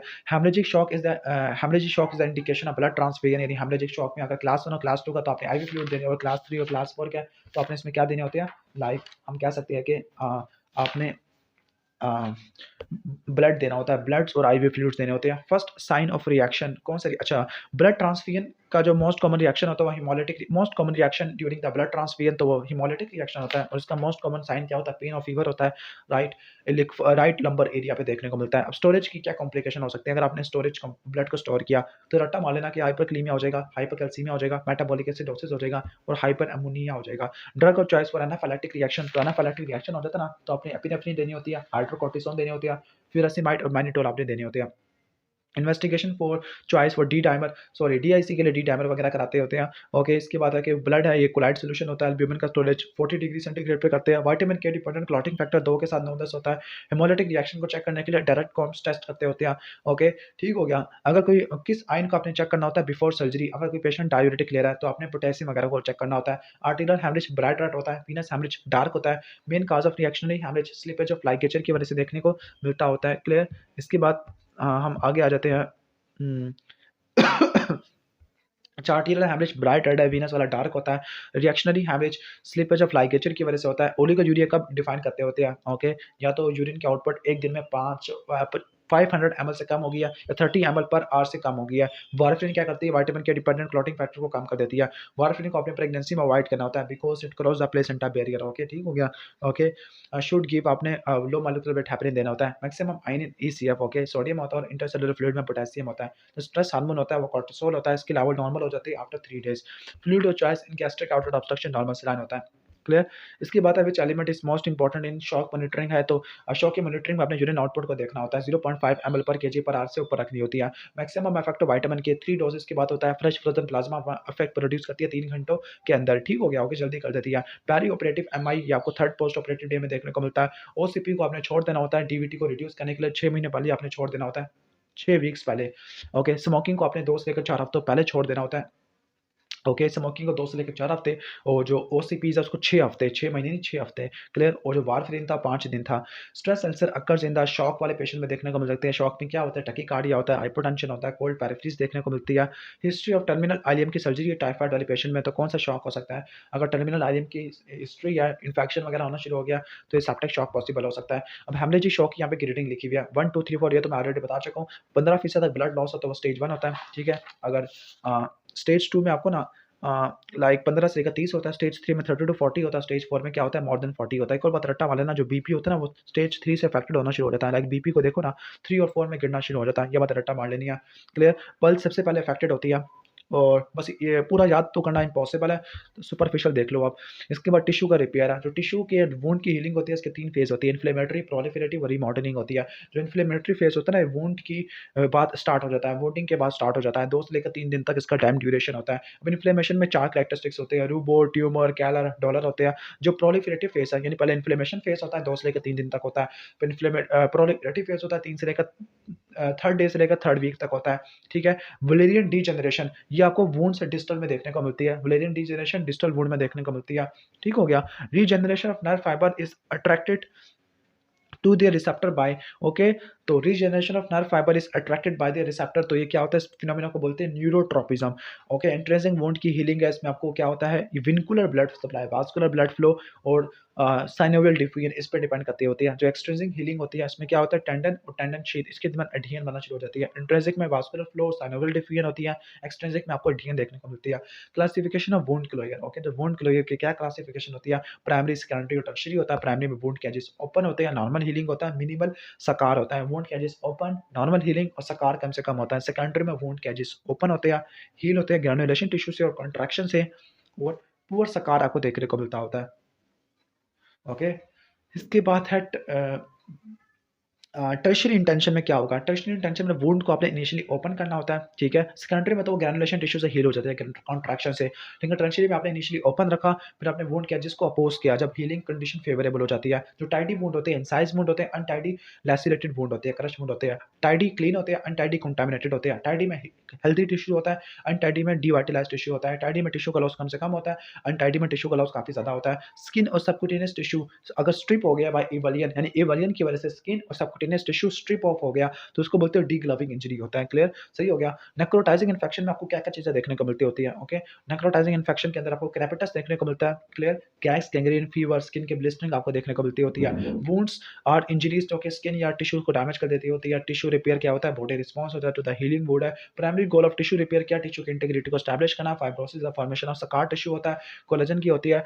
Okay, the type of repair depends upon age है, फैक्टर्स अफेक्टिंग एज, न्यूट्रिशन इसको छोड़ दो। Adequate blood supply is crucial for tissue repair के लिए इस्तेमाल होती है। न्यूट्रोफिल लाइक और मैक्रोफेजेस ये वुंड के डैमेज को क्लियर करते हैं और इन्फेक्शन को प्रिवेंट करते हैं। एंजियोजेनेसिस में न्यू ब्लड वेसल बन जाती है at the time during the tissue repair है। एपिथेलियल सेल्स क्या करते हैं, माइग्रेट कर जाते हैं टू कवर द वुंड है। फाइनल अपीयरेंस ऑफ वुंड में टेक मंथ्स और years to stabilize, okay, stabilize करने में साल लग जाते होते हैं। इसके बाद है हाइपरट्रॉफिक स्कार, रेस्ड होते हैं, रेड होते हैं, लेकिन ओरिजिनल वुंड की बाउंड्री के अंदर पड़े होते हैं। किलाइड स्कार ओरिजिनल वुंड की बाउंड्री से एक्सटेंड बियॉन्ड कर जाते हैं। एट्रॉफिक स्कार डिप्रेस्ड या श्रंकन होते हैं। नॉर्मल ट्रॉफिक स्कार फ्लैट होते हैं और ये सराउंडिंग टिश्यू से ब्लेंड हो जाते हैं। The type of scar that forms in the genetic, okay, surgical techniques that are used or that are used to close are used, ये तो फजूल चीज़ है। स्विचर्स वुंड की क्लोजर के लिए इस्तेमाल करते हैं। स्टैपल्स और एडहेसिव एजेंट लाइक टिश्यू की ग्लूज वगैरह भी इस्तेमाल करते हैं। स्विचर्स एब्जॉर्बेबल या नॉन एब्जॉर्बेबल होते हैं। एब्जॉर्बेबल में कैटगट और विक्राइल है, नॉन एब्जॉर्बेबल में प्रोलीन और सिलिक हो जाएगा। जब एब्जॉर्बेबल स्विचर होता है बॉडी इनको ब्रेक कर देती है, नॉन एब्जॉर्बेबल स्विचर की रिमूवल करानी होती है। प्रॉपर वुंड की closure minimises the risk of infection and scarring at delayed wound closure ये immunocompromised immune system status में देखने को मिल सकती होती है। इसके बाद सुपरफिशियल पार्शियल थिकनेस बर्न होती है, टॉप लेयर को अफेक्ट करते हैं। यानी सुपरफिशियल बर्न्स होते हैं, फर्स्ट डिग्री बर्न्स होते हैं, जो सेकंड डिग्री बर्न्स होते हैं ये पार्शियल थिकनेस हो सकती है, डीप या सुपरफिशियल, जो कि डीपर लेयर को अफेक्ट करते हैं। फुल थिकनेस में डर्मिस और एपिडर्मिस दोनों आ जाता होता है। बर्न्स के पेशेंट में आपने ग्राफ्ट देना है और टिश्यू का फ्लैप लेना है फॉर द वुंड क्लोजर। जो लोकल फ्लैप होते हैं उसमें आपने क्या करना है, टिश्यू को नियर बाय टिश्यू को मोबिलाइज करना है टू कवर अ वुंड। जो रीजनल फ्लैप्स होते हैं uses tissue from a nearby but separate location, लेकिन लोकल फ्लैप्स में नियर बाय टिश्यू को यूज करते हैं। Free flap involve transplanting tissue जिसकी blood supply from the distant side से होती है। Haematoma is the collection of blood under the skin होता है। Seroma is the collection of free fluid होता है। सिलिकॉन जेल शीट्स ये सकार के अपीयरेंस को इंप्रूव कर देती है। स्टीरॉयड के इंजेक्शन इंट्रा लीजनल स्टीरॉयड होते हैं, हाइपरट्रॉफिक सकार और किलॉइड के लिए इस्तेमाल करते हैं। इसके अलावा लेजर थेरेपी और डर्माब्रेजन इस्तेमाल कर सकते हैं फॉर स्कार रिवीजन के लिए।